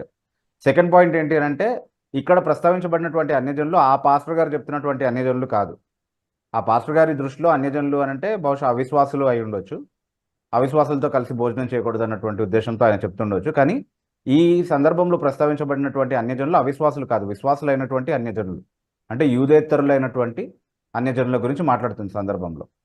మూడో పాయింట్ మీరు గమనించాల్సింది ఏంటంటే, అసలు అవిశ్వాసులతో కలిసి ఎట్టి పరిస్థితుల్లో భోజనం చేయకూడదు అన్నటువంటి నియమం బైబిల్లో ఎక్కడా లేదు. అవిశ్వాసులతో కలిసి మీరు భోజనం చేయొచ్చు, కానీ వారు విగ్రహార్పితాలు అని చెప్పి మీకు ఏమైనా పెడితే అవి మాత్రమే తినకండి అన్నటువంటి రెస్ట్రిక్షనే ఉంది తప్ప అవిశ్వాసుల దగ్గరికి వెళ్ళి భోజనం చేయకూడదని ఏమీ లేదు. కావాలంటే మనం ఒక వచనం చదువుకుందాం ఇప్పుడు.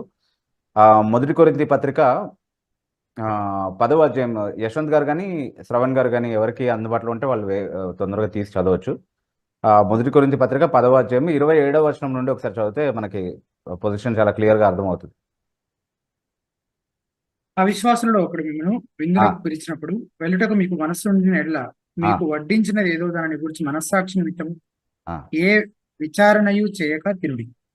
అయితే ఎవడైనా మీతో ఇది బలి అర్పించబడినది చెప్పిన ఎడల అట్లు తెలిపిన వారి నిమిత్తమును మనస్సాక్షి నిమిత్తమును తినకుడి.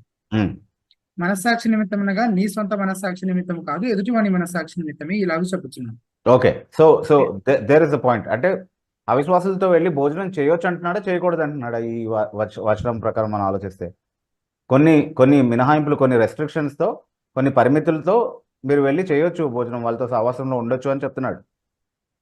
కాబట్టి ఇది పాస్టర్ గారు సొంతంగా తయారు చేసుకున్నటువంటి బోధ, కొన్ని వచనాలను అపార్థం చేసుకోవడం కారణంగా అనేది. అసలు గలతీ పత్రిక 2వ అధ్యాయంలోని సందర్భాన్ని అంతా పూర్తి వ్యతిరేకంగా అర్థం చేసుకున్నారు. దాన్ని పూర్తి వ్యతిరేకంగా అర్థం చేసుకున్నారు. అసలు అక్కడ అన్యులు అన్నటువంటి మాటకి నిర్వచనం కూడా ఆయన పూర్తిగా అపార్థం చేసుకున్నట్టుగా తెలుస్తా ఉంది.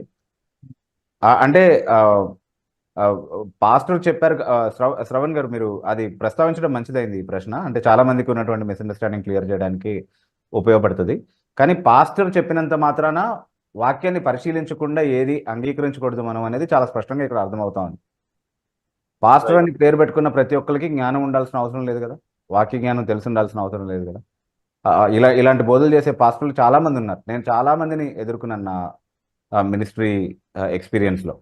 వాక్యం తెలియనటువంటి పాస్టర్లు, అసలు వాళ్ళు పాస్టర్లు ఎందుకు అయ్యారో వాళ్ళకి తెలుసు, దేవుడికి తెలుసు. అసలు దేవుడు వాళ్ళని ఎలాంటి లెక్క అడుగుతాడో కూడా మనకు తెలియదు నిజానికి. But it's a very pathetic thing.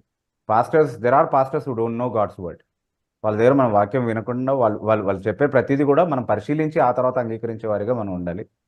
Beriah సంఘస్థుల్లాగా మనం వాక్యానికి నమ్మకంగా ఉండాలి అనేది మళ్ళీ ఒకసారి గుర్తు చేయడం అయింది ప్రశ్న ద్వారా. So thank you very much for brother Shravan.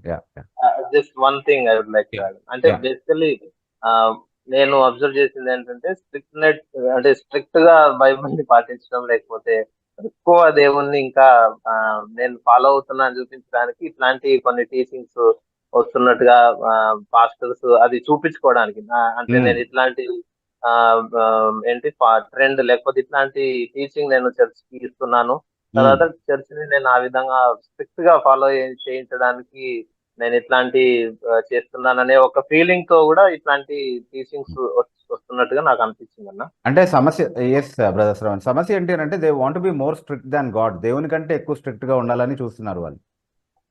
Right. అంటే దాన్నే స్వనీతి అని, అధిక నీతి అని మనం పిలుస్తున్నాం. అది దేవునికి కూడా అంగీకారమైనటువంటి నీతి కాదు. అది నిజానికి ఒక నకిలీ నీతి. అది నిజమైనటువంటి నీతి కాదు. వాక్యం ఆమోదించేటటువంటి నీతి కాదు. రైట్. అంటే తెస్సలోనికలో ఉన్న వారికంటే వీరు గనులైరి అనే ఉదాహరణ చెప్తూ బెరయ వారి గురించి మాట్లాడినటువంటి ఆ యొక్క ఆ పాయింట్ మనకి ఖచ్చితంగా ఆధారంగా ఉండాలని నాకు ఎప్పుడు అనిపిస్తుంది. అంటే ప్రతి పాస్టర్ యొక్క టీచింగ్ అంటే మనం హైదరాబాద్ లో కానీ పెద్ద కొన్ని సిటీస్ లో చూసినప్పుడు people are literate. I mean, they have ability to read and study the word of God. But villages కి వెళ్ళినప్పుడు they do not have that scope.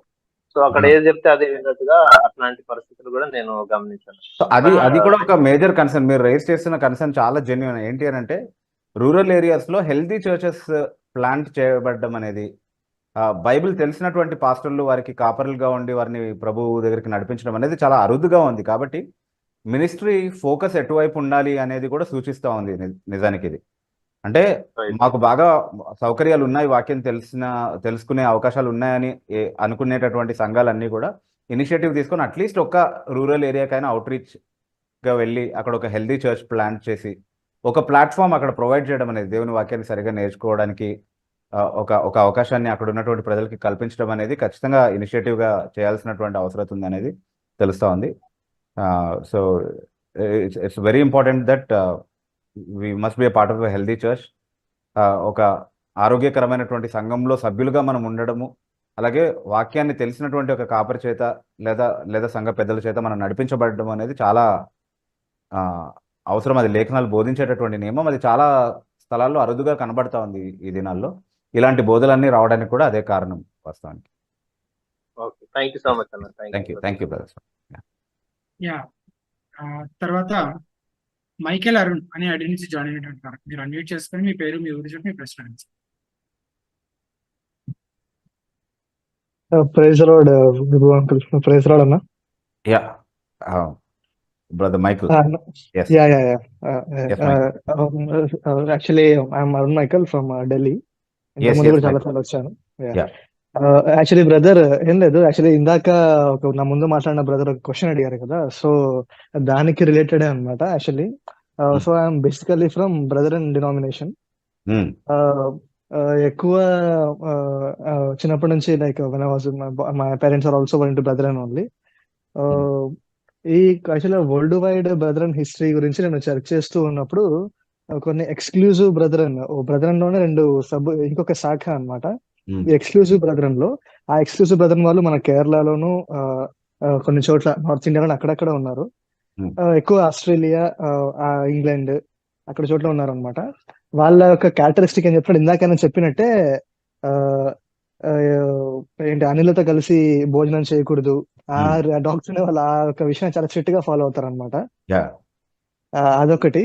పైగా ఇంకోటి బ్రదర్, సమ్వేర్ ఎక్కడో నాకు ఒక గత విశ్వాసం కలిగినప్పటి నుంచి ఒక చిన్న బ్రదర్ ని సమ్వేర్ గోయింగ్ లిటిల్ లీగలిస్టిక్, చాలా స్ట్రిక్ట్ గా ఇలానే ఉండాలి అన్నిటిగా. So they are not getting open for discussion and discernment అని ఒక చిన్న డౌట్ ఉంది. అందు గురించి మీ పర్సనల్ ఒపీనియన్ బ్రదర్ వాళ్ళ గురించి ఏంటి అని అడగాలి. ఎందుకంటే జాన్ మెకార్థర్ గారు కూడా ప్లైమౌత్ బ్రదర్ గురించి ఒక వీడియో చేశారనమాట. Do not be like these persons అని. ఓకే. అంటే మీ ఒపీనియన్ అడగడానికి చెప్పాను. ఏం లేదు, it's not about brethren or Hebron or ఇంకోటి కాదు. బట్ బేసికలీ మనం గుర్తుపెట్టుకోవాల్సింది ఏంటంటే ఎవరిని ఎక్స్ట్రీమ్గా అంటే లేఖనాలు చెప్పని ఎక్స్ట్రీమ్కి వెళ్ళే అనుమతి ఎవరికి లేఖనాలు ఇవ్వట్లేదు. అది అంటే లేఖనాలు చెప్పే విషయంలో లిబర్టీ తీసుకోవడానికి మనకు అవకాశం లేదు. అంటే లేఖనాలు ఇలా చేయొద్దు అన్నప్పుడు నాకు స్వేచ్ఛ ఉంది కాబట్టి నేను ఇష్టానుసారంగా బ్రతుకుతాను, అది క్రైస్తవ స్వేచ్ఛలో భాగం అని అనుకోవడానికి వీల్లేదు. ఆ లేఖనాలు అనుమతించినటువంటి విషయాల్ని మనము కావాలని రెస్ట్రిక్ట్ చేసేసుకొని దేవుని కంటే ఎక్కువ స్ట్రిక్ట్గా ఉన్నాం అన్నట్టుగా కూడా మనము ఒక కృత్రిమ భక్తిని తయారు చేసుకోకుండా మనం జాగ్రత్త పడాలి. సో ఆ రెండు ఎక్స్ట్రీమ్స్ జరుగుతూ ఉన్నాయి సంఘంలో. సో చాలాసార్లు బ్రదరన్ ఈ ఎక్స్ట్రీమ్లో ఉంటారు. సో దాని విషయంలో జాగ్రత్త పడాల్సినటువంటి అవసరం ఉంది. చాలా మంచి విషయాలు కూడా ఉన్నాయి బ్రదరన్ అసెంబ్లీస్లో. వాళ్ళు బోధించేటటువంటి వాక్యానుసరమైనటువంటి విషయాలు చాలా ఉన్నాయి. వాటిని బట్టి దేవుని స్తుతిస్తున్నాం. అట్లాగే జాగ్రత్త పడాల్సినటువంటి చాలా ఎలిమెంట్స్ కూడా ఉన్నాయి. లేకపోతే అది మళ్ళీ ఒక పరిశీల మతంలాగా మారిపోయేటటువంటి ప్రమాదం ఖచ్చితంగా ఉంది. అలా మారిపోయాయి కొన్ని సందర్భాల్లో కూడా స్ట్రిక్ట్ బ్రదరన్ విషయాల్లో అలా జరిగినటువంటి సంఘటనలు ఉన్నాయి. చాలా ఎగ్జాంపుల్స్ కూడా మనం చెప్పుకోవచ్చు వాస్తవానికి. అంటే ఇప్పుడు మ్యూజిక్ ఇన్స్ట్రుమెంట్స్ విషయంలో కావచ్చు, ఆర్నమెంట్స్ విషయంలో కావచ్చు, వాళ్ళు తీసుకున్నటువంటి స్టాండ్స్ చాలాసార్లు లేఖనాలు బోధించిన ఆ లిమిట్స్ని దాటి ఎక్కువగా స్ట్రిక్ట్గా ఇంప్లిమెంట్ చేసేటటువంటి ఒక మైండ్ సెట్ కనబడతా ఉంది ఈ డినామినేషన్స్లో. So we have to be really careful. So that's my opinion about any church. వాక్యము చెప్పినటువంటి ఆ లిమిట్స్లో మనము రెస్ట్రిక్షన్స్ అయినా లిబర్టీనైనా వాడుకుంటే మంచిదే. స్వేచ్ఛనైనా లేకపోతే నియమ నిబంధనలైనా సరే లేఖనాలు చెప్పినటువంటి పరిమితుల్లోనే మనం వాడుకుంటే మంచిది. Okay brother. రైట్. అదే ఇందాక బ్రదర్ కలిసి కూర్చొని భోజనం చేయకూడదు ఆ సందర్భం గురించి అన్నారు కాబట్టి దాని గురించి ఇంకో రిలేటెడ్ డౌట్ అనమాట. మొదటి కొరింథీయులు నాకు రెఫరెన్స్ సరిగా గుర్తులేదు, కానీ verse will go like this. మీలో ఎవరైనాను మరి సంఘస్థుల్లో ఎవరైనా ఒకరు జారత్వంలో పాల్గొన్న ఎడల తనతో పాటు కలిసి కూర్చొని తినకుడి. అవును, మనము లిటరల్ గా ఫాలో అవ్వచ్చు అంటారా? అది లిటరల్ గానే ఫాలో అవ్వాలి. మొదటి కొరింథీ పత్రిక 5వ అధ్యాయంలో ఉన్నటువంటి సందర్భం అది.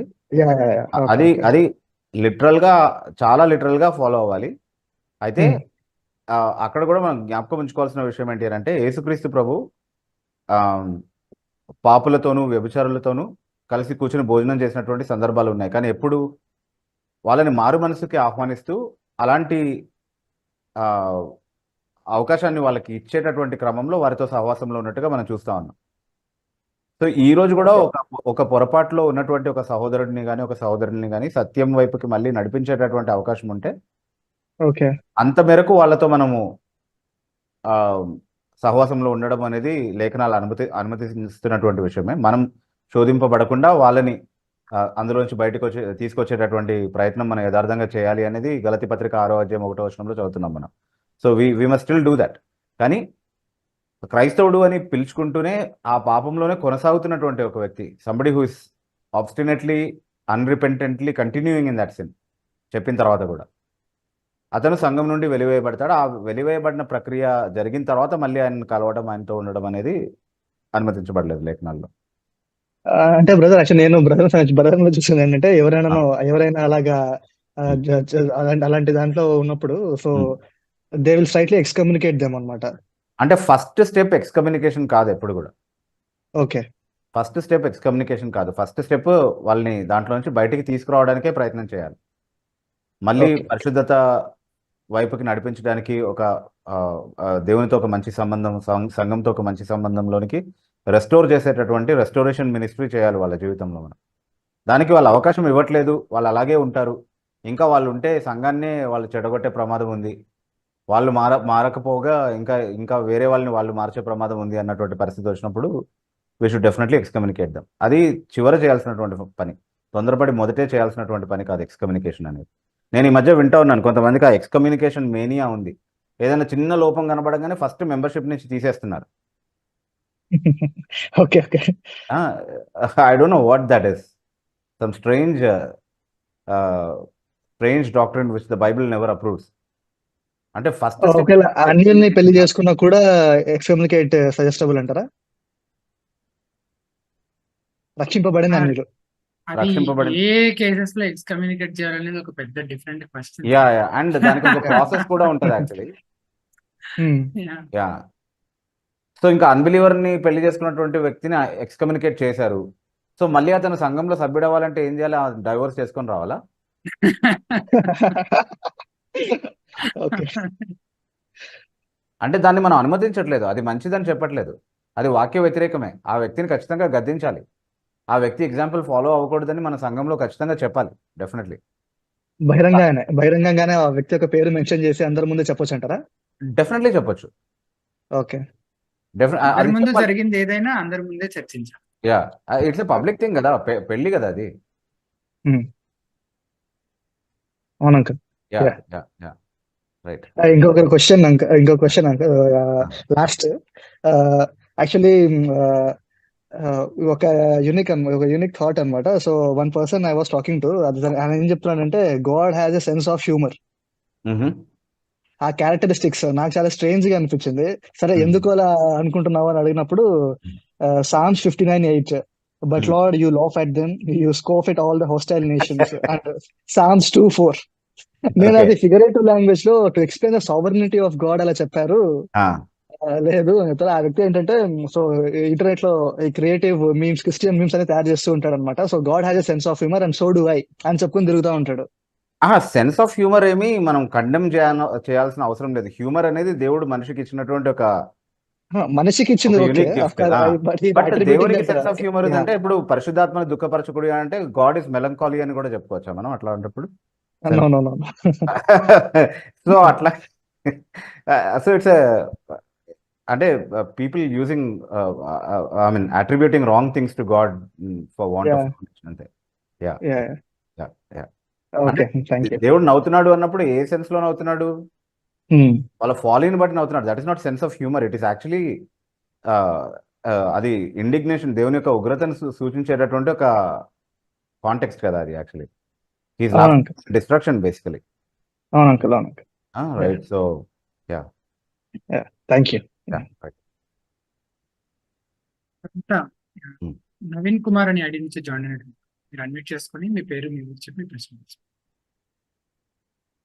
వందనాలు బిబు గారండి. నా పేరు నవీన్ కుమార్, నేను కాకినాడ నుంచి మాట్లాడుతున్నాను. వందనాలు నవీన్ గారు. అయితే నా క్వశ్చన్ ఏంటంటే, అంటే ఈ ప్రస్తుతం మనం ఈ పరిస్థితుల్లోని ఇప్పుడు ఉండే ఈ జనరేషన్ లోని ఎక్కువ మనం సోషల్ మీడియా ఎక్కువ కూడా ఉండడం వల్ల మనం సువార్త అనేది ఎక్కువ స్ప్రెడ్ అవుతుంది. అంటే యూట్యూబ్ నుంచి కావచ్చు, లేదంటే వేరే వేరే దాంట్లో నుంచి మనం స్ప్రెడ్ అవుతుంది.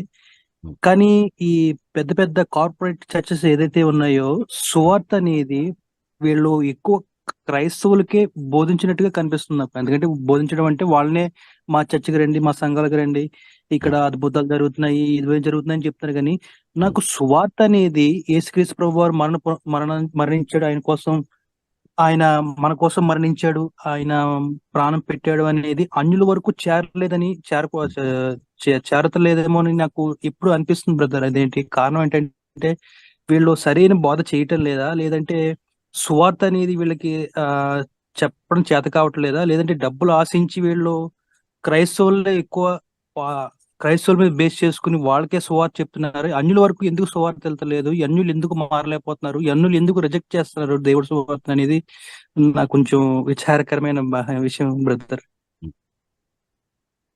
ఫస్ట్ మీరు ఐడెంటిఫై చేయాల్సిన విషయం ఏంటంటే, చాలా మంది క్రైస్తవులకి సువార్త ప్రకటించబడాల్సినటువంటి అవసరం ఉంది. ఎందుకంటే వాళ్ళకి సువార్త తెలియదు. క్రైస్తవులు అని చెప్పుకుంటారు, క్రైస్తవ కుటుంబంలోనే పుట్టి పెరిగారు.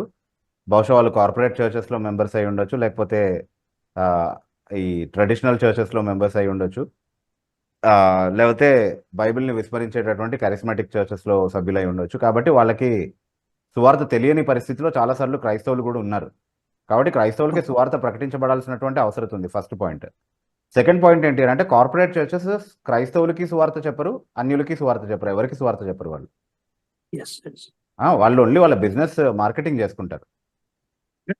సువార్తే కాదు, అసలు వాళ్ళు చెప్పేది సువార్తే కాదు. సో ఇప్పుడు మీరు చెప్పినట్టు అన్యజనులు అంటే ఇప్పుడు అద్భుతాలు జరుగుతాయి, స్వస్థతలు జరుగుతాయి, కాబట్టి రండి అని చెప్పి ఏవైతే కార్పొరేట్ చర్చెస్ ఆహ్వానిస్తున్నాయో అక్కడికి క్రైస్తవులు మాత్రమే కాదు, అన్యులు కూడా వెళ్తారు, చాలా పెద్ద సంఖ్యలో వెళ్తారు. ఎందుకంటే అవునండి. స్వస్థతలు వస్తాయి, అద్భుతాలు జరుగుతాయి అని అన్నప్పుడు అది అన్యుడు క్రైస్తవుడు అన్న భేదం ఏమి ఉండదు కదా. ఇంకా అక్కడ పని జరుగుతుంది అని ఆహ్వానించినప్పుడు ఎవరైనా వెళ్తారు అవసరం ఉన్న వాళ్ళు. ఏ స్వామీజీ దగ్గరకో, ఫకీర్ దగ్గరకో, ఏ గుట్టకో కొండకో వెళ్ళినట్లు. ఎగ్జాక్ట్ గా అవును. అట్లాగే వెళ్తారు. అందరు దేవుళ్ళు ఒక దేవుడు లాగా. Yes yes. సో అదొక పుణ్యక్షేత్రము, అక్కడ ఏదో వెళ్తే ఏదో కార్యం జరుగుతుంది అన్న ఒక విశ్వాసంతో వెళ్తారు. అలాంటి అలాంటి మార్కెటింగే వీళ్ళు చేసుకుంటున్నారు. అలాంటి క్రౌడ్ని పుల్ చేయగలిగితే కనుక ఎక్కువగా డబ్బులు వస్తాయి కాబట్టి ఆ బిజినెస్ చేస్తున్నారు బేసికలీ. సో దాన్ని మనం గాస్పల్ మినిస్ట్రీతో ఎప్పుడు ఈక్వేట్ చేయకూడదు. కానీ నిజమైనటువంటి గాస్పల్ మినిస్ట్రీ అది సోషల్ మీడియా ద్వారా జరిగినా, ఒక చర్చ్ ప్లాట్ఫామ్ ద్వారా జరిగినా, లేకపోతే ఇంకే మాధ్యమం ద్వారా జరిగినా అది క్రైస్తవులకి చేరాల్సిన అవసరం ఉంది, అన్య జనులకి చేరాల్సినటువంటి అవసరం ఉంది. క్రైస్తవులు అని మీరు చెప్తున్నప్పుడు క్రైస్తవులని చెప్పుకునేవారు. ఎగ్జాక్ట్లీ, క్రైస్తవులను Yes, yes. చెప్పుకునేటటువంటి అవును. అండ్ వాళ్ళే 95% అయితే ఉన్నారు బ్రదర్. క్రైస్తవులు అని చెప్పుకుంటూ క్రీస్తుని మేము ఆరాధిస్తున్నాము, ప్రతి ఆదివారం చర్చికి వెళ్తామని చెప్పి ఒక భ్రమలో బ్రతుకుతున్నారు. నాకైతే తెలిసింది అక్కడ Correct. ఎగ్జాక్ట్లీ. సో వాళ్ళకి కూడా సువార్త చెప్పాల్సినటువంటి అవసరం ఉంది. ఓకే, వాళ్ళకే ఫస్ట్ మనం టార్గెట్ చేసి చెప్పడం. అంటే మనం ఇవాంజలిజం అనగానే, అంటే సువార్థీకరణ అనగానే అన్యజనులే మనకు గుర్తొస్తుంటారు ఎక్కువగా. కానీ మన అవును వాళ్ళు brother. మర్చిపోతున్నాం మనం బేసికలీ. క్రైస్తవులను చెప్పుకునేటటువంటి వాళ్ళే చాలా ఎక్కువ సంఖ్యలో సువార్త తెలుసుకోవాల్సినటువంటి పరిస్థితిలో ఉన్న వాళ్ళు ఉన్నారు.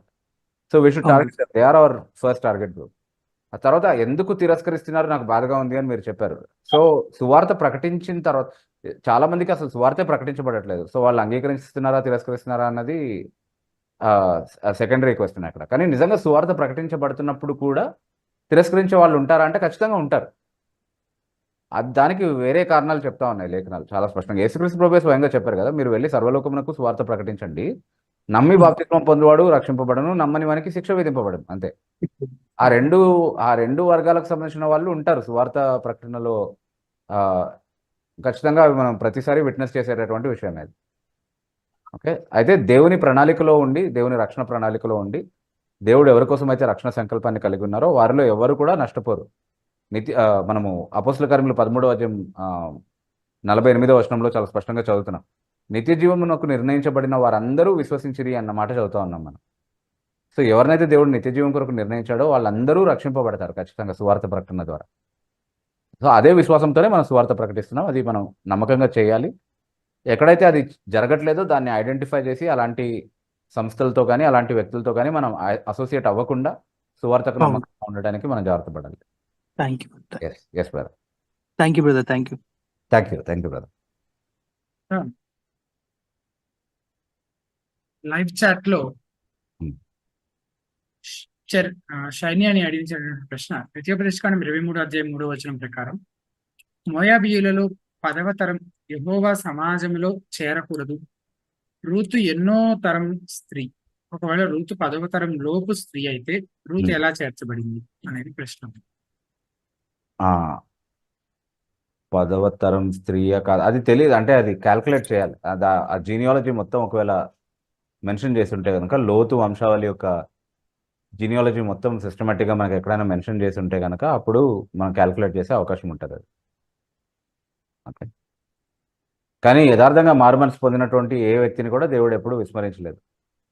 సాధారణంగా యూదులు ఆరాధించేటటువంటి ఆలయంలో కావచ్చు, లేకపోతే అదేంటి సమాజ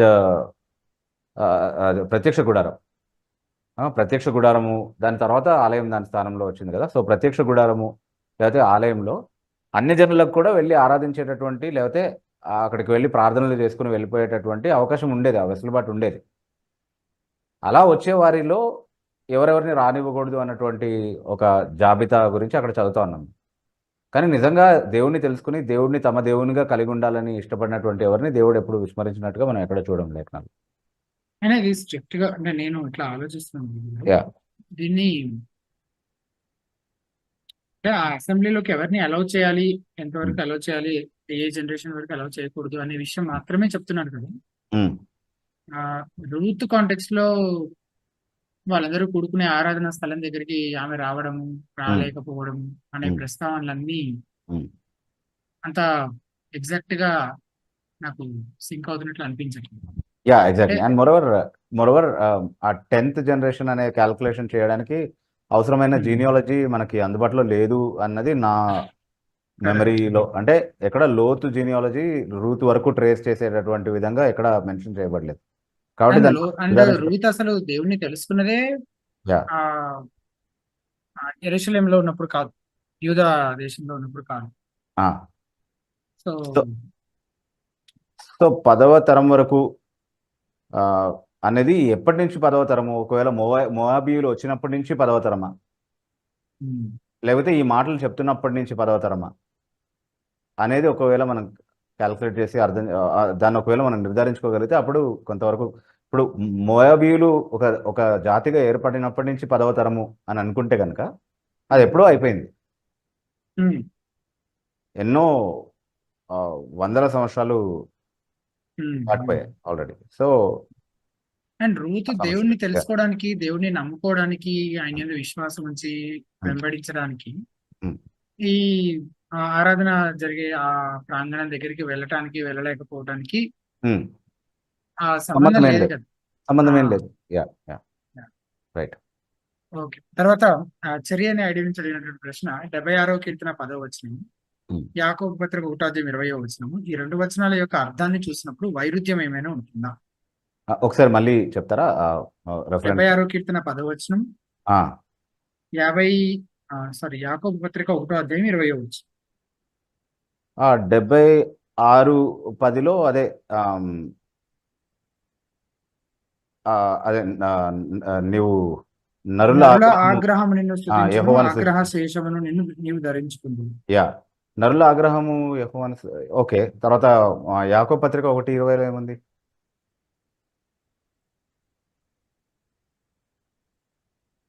యాకోబు 1:20లో, Hmm. ఎందుకనగా నరుని కోపము దేవుని నీతిని నెరవేర్చు. Hmm. అంటే నరుల కోపం దేవుని నీతిని నెరవేర్చదు అన్నది వాస్తవము.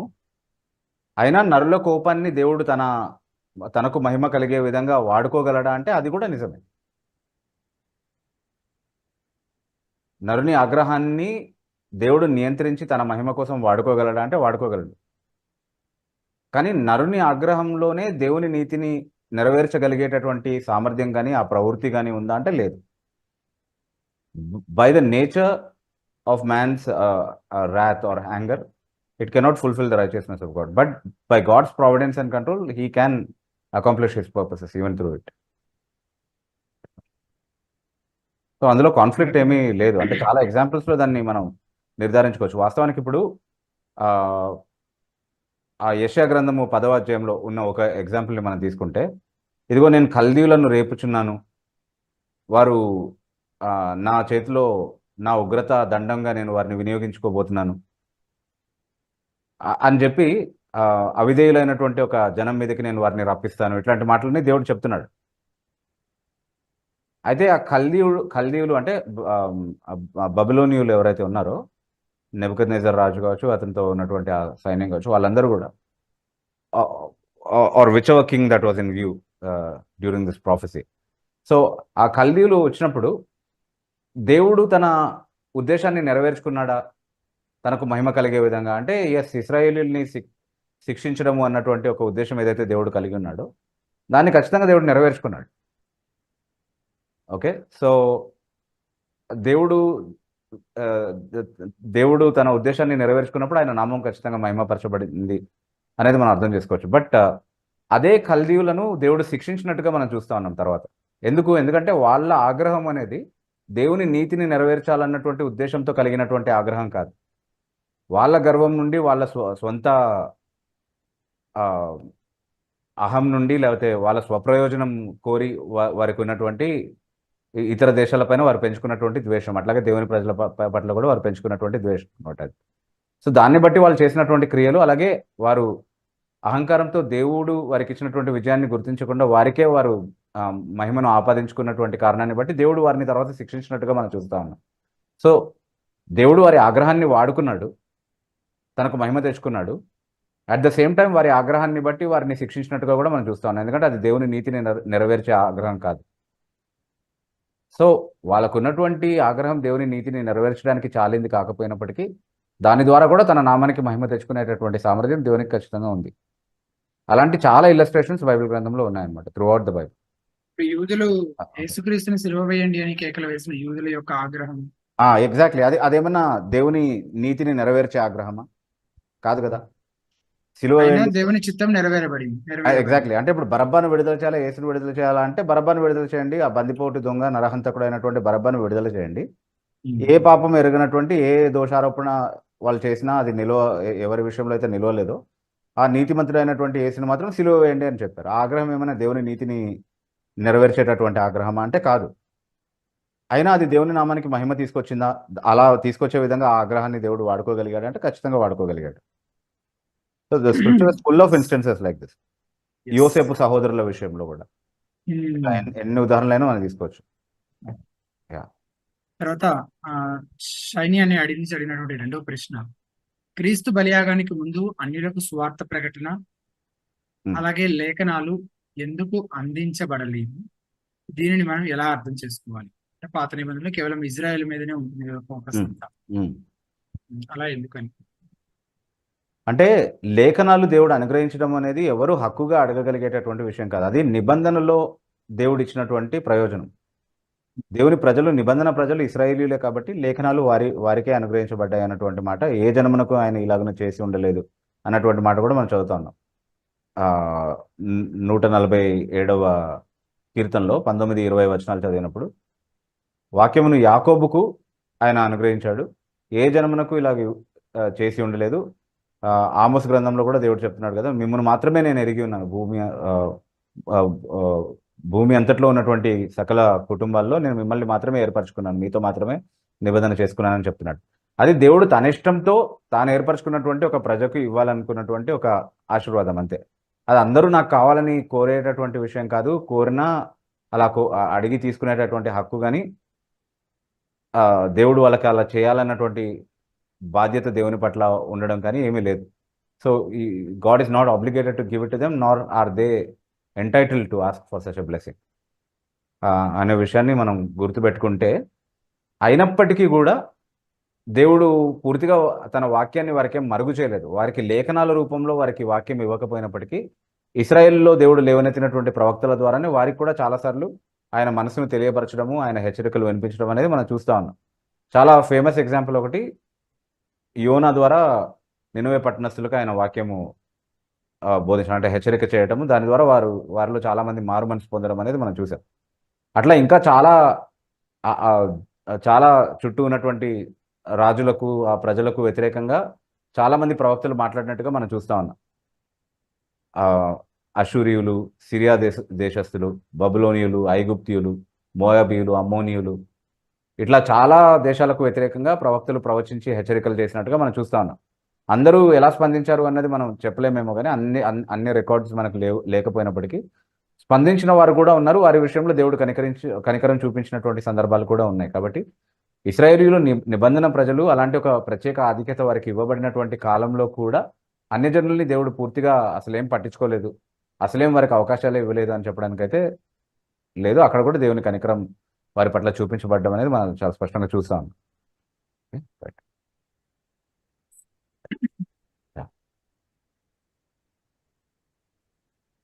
చర్య అని చదివినటువంటి రెండో ప్రశ్న, నీటి మూలంగా జన్మించడం అంటే ఏంటి? యోహాను సువార్త 3వ అధ్యాయం నికోదేముకు చెప్పినటువంటి సంప్రదాయం. In fact you want to say something, you wrote on that కదా బ్రదర్ యశ్వంత్? అది ఎహెజ్కేలు గ్రంథంలో ఉన్న ప్రవచనాలను ఆధారం చేసుకుని దాన్ని అర్థం చేసుకోవచ్చు. యశ్వంత్ గారు దాని గురించి ఒక వ్యాసమే రాశారు. సో మీకు ఒకసారి రిఫరెన్స్ చదువుతాను కదా మీరు దాన్ని.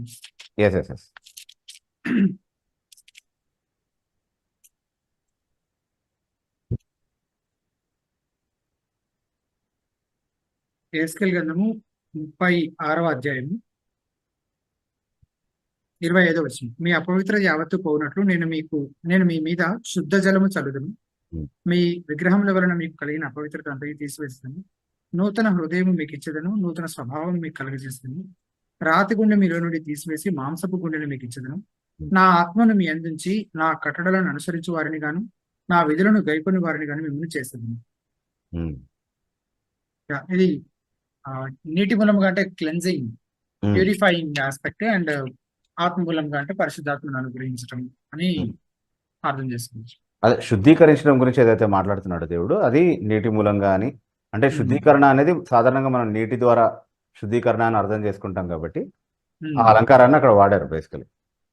దేవుడు మనల్ని శుద్ధి చేసి నూతనపరిచి నూతన జన్మ అనుభవాన్ని మనలో కలగజేయడం గురించి అది పరిశుద్ధాత్మ ద్వారా ఆయన చేస్తాడు. సో దేవుడు శుద్ధీకరించి పరిశుద్ధాత్మ ద్వారా మనల్ని తిరిగి జన్మింపజేసేటటువంటి కార్యం ఎవరిలో అయినా జరగకపోతే వారు దేవుని రాజ్యాన్ని చూడడం అనేది సాధ్యం కాదు అన్నది యోహాను సువార్త 3లో ఉన్నటువంటి సారాంశం.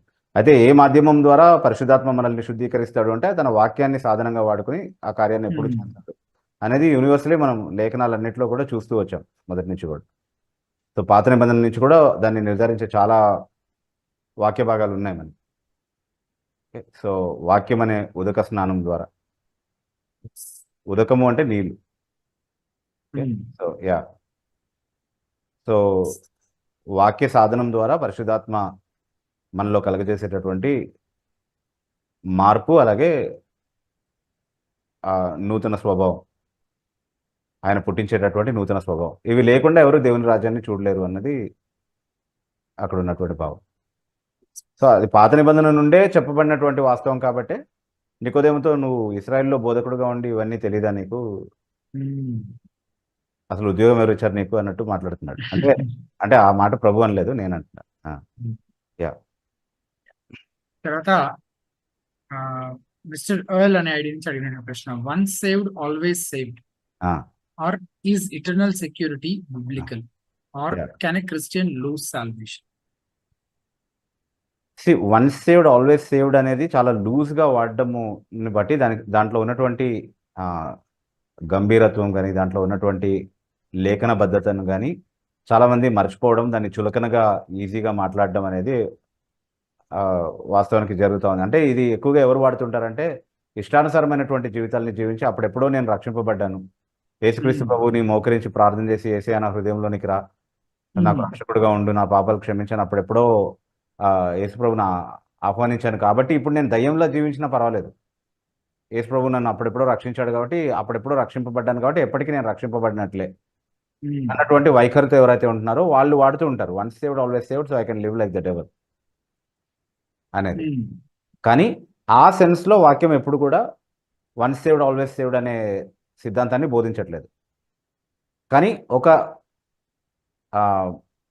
సమగ్ర వాక్య బోధని మనం ఒక కోణం నుండి పరిగణలోనికి తీసుకుని అర్థం చేసుకున్నప్పుడు ఖచ్చితంగా వన్స్ సేవ్డ్ ఆల్వేస్ సేవ్డ్ అనే సిద్ధాంతాన్ని బైబిల్ బోధిస్తుంది. కానీ బైబిల్ బోధించేటటువంటి సాల్వేషన్ని మనం డిఫైన్ చేసుకుంటే సమస్య ఉండదు మనకి. వన్స్ సేవ్డ్ అంటే దేని నుంచి సేవ్డ్? పాపం నుండి రక్షింపబడడం గురించి బైబిల్ మాట్లాడుతుంది. ఆ రక్షణ గురించే బైబిల్ వాగ్దానం చేసింది. యేసుక్రీస్తు ప్రభు వచ్చింది కూడా అందుకే. ఈయన తన ప్రజలను నరకం నుండి రక్షించును గనక ఆయనకి యేసు అని పేరు పెట్టు అని లేదు బైబిల్. తన ప్రజల్ని పాపం నుండి రక్షిస్తాడు కాబట్టి యేసు అని పేరు పెట్టమని ఉంటుంది మత్తయి సువార్త 1:21 సో పాపం నుండి యేసుక్రీస్తు ప్రభు మనల్ని రక్షిస్తాడు కాబట్టి పాపాన్ని ప్రేమించే స్వభావం నుండి, పాపం యొక్క ఏలుబడి నుండి, పాపం యొక్క మలినపరిచేటటువంటి ఆ ప్రభావం నుండి మనల్ని రక్షిస్తాడు. అందుకే పాపం యొక్క పర్యవసానమైనటువంటి నరకం నుండి కూడా మనల్ని రక్షిస్తాడు.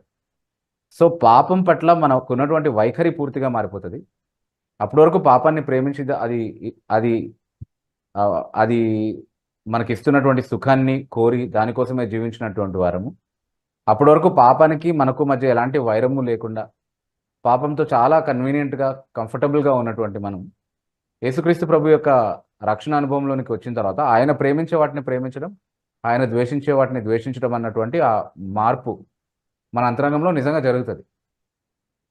కాబట్టి అంతకంతకు పరిశుద్ధతలో ఎదగడము, అంతకంతకు పాపానికి వ్యతిరేకంగా పోరాడము అన్నటువంటిది మన జీవితంలో అలవరుచుకోవడం అనేది క్రమంగా మనం చూడగలుగుతాం. అది పరిశుద్ధాత్మ మన అంతరంగంలో జరిగించేటటువంటి కార్యం, రక్షణలో భాగంగా జరిగేటటువంటి ఒక కార్యం.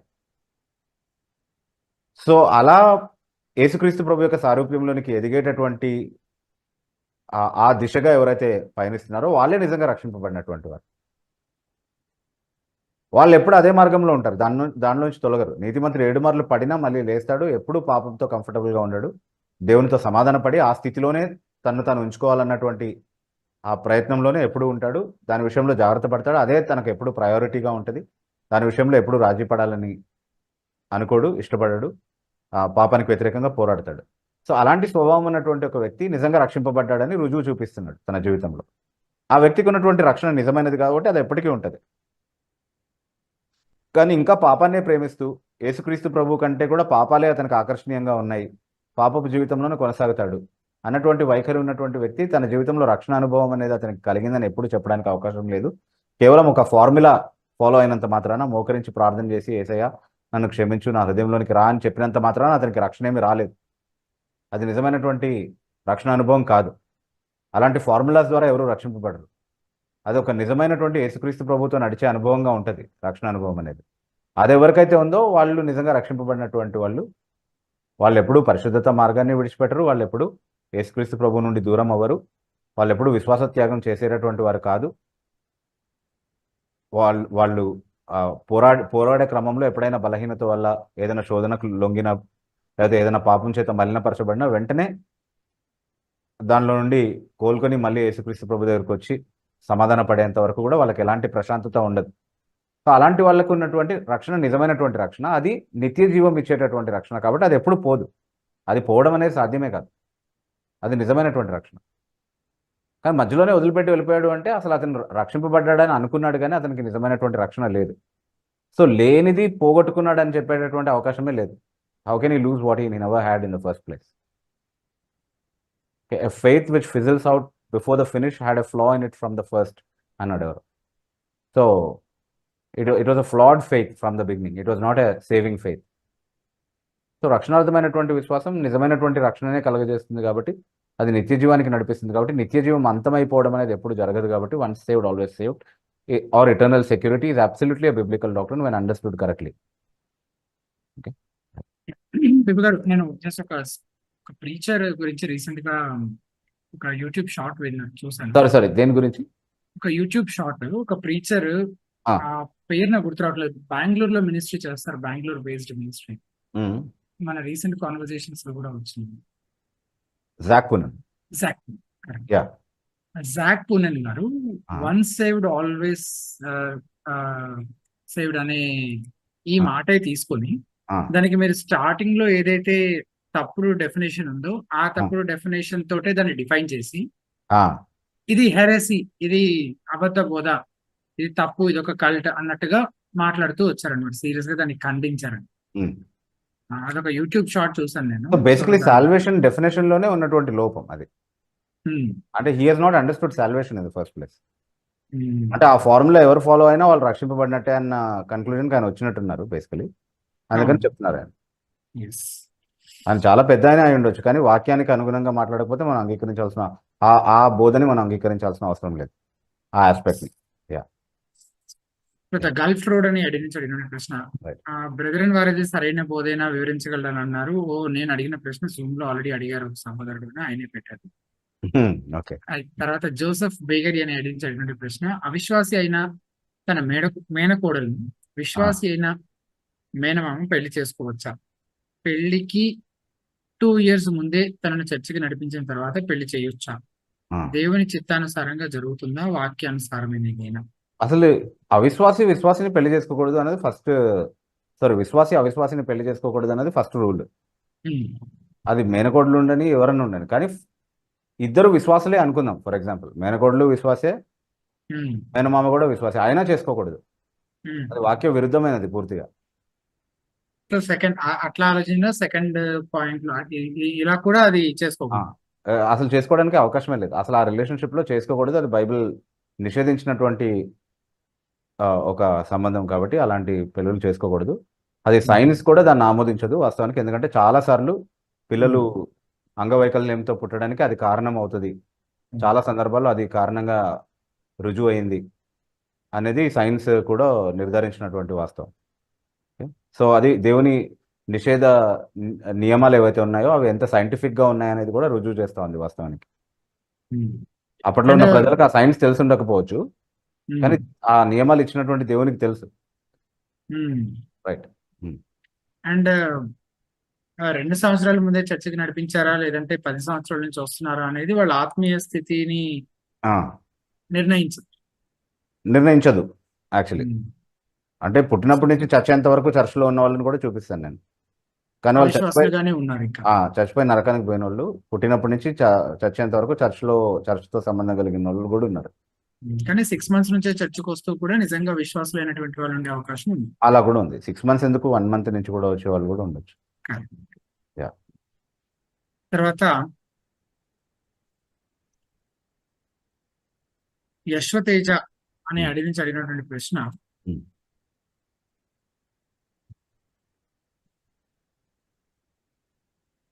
హలో బిబు గారు అండ్ యశ్వంత్ గారు, how harmful is gossiping to the church?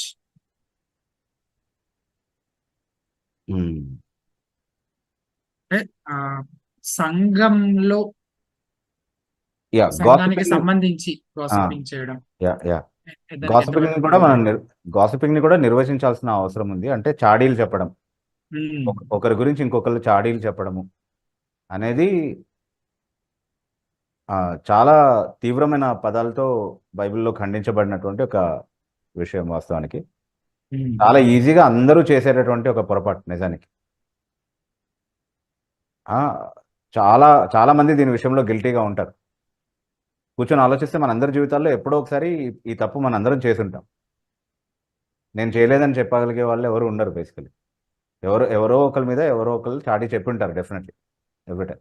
మనమైనా డైరెక్ట్గా చెప్పి ఉండాలి, లేకపోతే చెప్పే వాళ్ళతో మనం ఏకీభవించడం ద్వారా అయినా ఆ తప్పులో మనం పాలిభాగస్థులం అయి ఉంటాం definitely. But it's definitely harmful to the church. And అయితే ఒక వ్యక్తి వల్ల ఇంకెవరికైనా ఏదో ప్రమాదం జరగబోతుంది అన్నటువంటి విషయం, అలాంటి సమాచారం ఏదైనా మనకు తెలిస్తే కనుక, లేకపోతే వాళ్ళ లైఫ్ స్టైల్ని బట్టి అది చర్చ్కి ఏదైనా నష్టం కలిగేటటువంటి విషయం అయితే దాన్ని వెలుగులోనికి తీసుకురావడము గాసిపింగ్ అని అనుకోవడానికి వీల్లేదు. కానీ ఒక వ్యక్తి యొక్క క్యారెక్టర్ అసాసినేట్ చేయడానికి, ఆ వ్యక్తికి మిగతా వాళ్ళతో ఉన్నటువంటి మంచి సంబంధాలు కానీ, మిగతా వాళ్ళకి అతని పైన ఉన్నటువంటి మంచి అభిప్రాయాన్ని పాడు చేయడానికి కానీ అతని మీద చెప్పేటటువంటి చాడి అనేది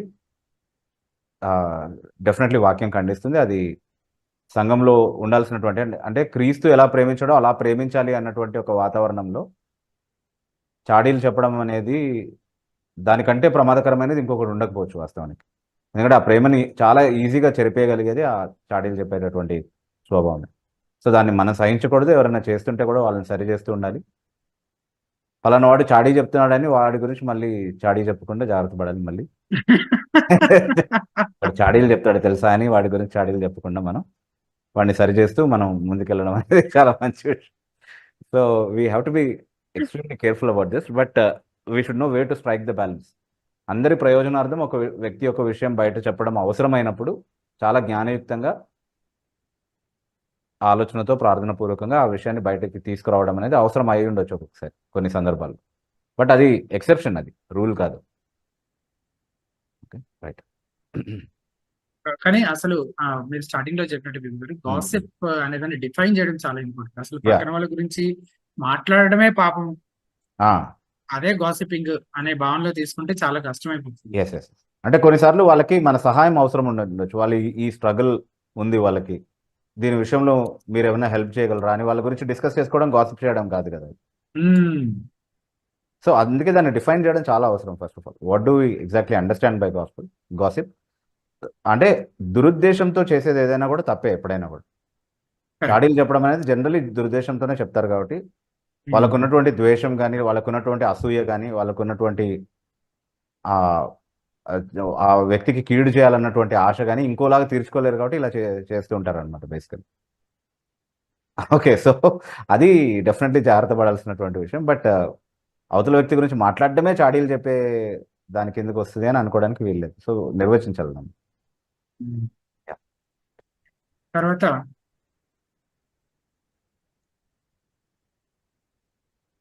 యశ్వతేజ గారు, ఇందాక మీరు చెప్పిన ఒక కొటేషన్ ని దాన్ని కోట్ చేసి అది డిఎల్ మూడీ గారు చెప్పారు అని చెప్పి కామెంట్ చేసి, fight that fissions before the finish first.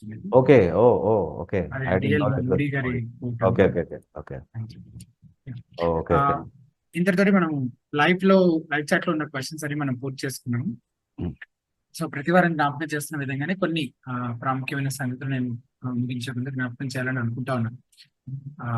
హితబోధ కేవలం ఈ ప్రశ్నోత్తరాల లైవ్ కార్యక్రమాన్ని మాత్రమే కాకుండా ఇంకా అనేక క్రైస్తవ వనరులను తెలుగులో ఉచితంగా అందుబాటులోకి తీసుకురావడం వరకు కృషి చేస్తుంది.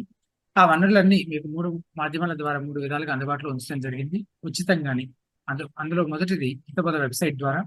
మీరు గూగుల్ సెర్చ్ బాక్స్ లో హితబోధ అని టైప్ చేస్తే హితబోధ వెబ్సైట్ కనిపిస్తుంది. దయచేసి వీక్షకులంతా ఒక్కసారైనా హితబోధ వెబ్సైట్ ని విజిట్ చేసి అందులో ఉన్న రిసోర్సెస్ అన్ని ఏమేమి ఉన్నాయో ఒకసారి విజిట్ చేయాలని, చూడాలని రిక్వెస్ట్ చేస్తున్నాము. అందులో కామెంటరీస్ కానీ, టీఎస్కే రిఫరెన్సెస్ తో కూడిన బైబిల్ కానీ, అనేక వ్యాసాలు కానీ, పుస్తకాలు కానీ, అలాగే ఆడియో పుస్తకాలు, వీడియో పుస్తకాలు, ఇలా అనేక రిసోర్సెస్ ఉచితంగానే అందుబాటులో ఉంచడం జరిగింది. సో వాటిని మీరు మీ వ్యక్తిగత క్షేమాభివృద్ధి కోసం వినియోగించుకుంటూ మీకు తెలిసిన క్రైస్తవ మిత్రులకి, పరిచయస్తులకు కూడా వాటిని తెలియపరచాలని, వాళ్ళకి కూడా షేర్ చేయాలని రిక్వెస్ట్ చేస్తున్నాము. అలాగే ఈ రిసోర్స్ అన్ని దాదాపుగా యాప్ రూపంలో కూడా అందుబాటులో ఉన్నాయి. గూగుల్ ప్లే స్టోర్ లో హితబోధ అని టైప్ చేస్తే హితబోధ యాప్ కనిపిస్తుంది, దాన్ని ఇన్స్టాల్ చేసుకోవాలని రిక్వెస్ట్ చేస్తున్నాం.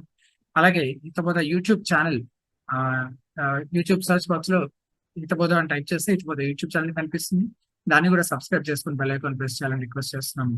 మీకు లేటెస్ట్ అప్డేట్స్ కి సంబంధించిన నోటిఫికేషన్స్ వస్తుంటాయి. మీరు రెగ్యులర్ గా ఫాలో అవుతూ ఉండొచ్చు. మీకు ఎంతో ఆత్మీయ క్షేమాభివృద్ధికి ఎంతగానో దోహదపడుతుందని ఆశిస్తుంది.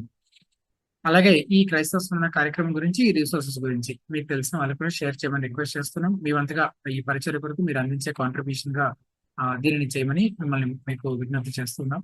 అలాగే మీ వ్యక్తిగత ప్రార్థనలు కూడా ఈ పరిచర్య అంతటి గురించి, ఈ కార్యక్రమం గురించి జ్ఞాపకం చేసుకోవాలని మళ్ళీ చేస్తూ, క్రిస్టియన్ రెస్పాన్స్ క్రైస్తవ స్పందన అనే ఈ కార్యక్రమం ప్రతి మంగళవారం సాయంత్రం 8 గంటలకు ప్రసారం చేయబడుతుంది కనుక తిరిగి మరలా వచ్చే మంగళవారం సాయంత్రం 8 గంటలకు కలుసుకుందాం. అంతవరకు సెలవు. వందనాలు.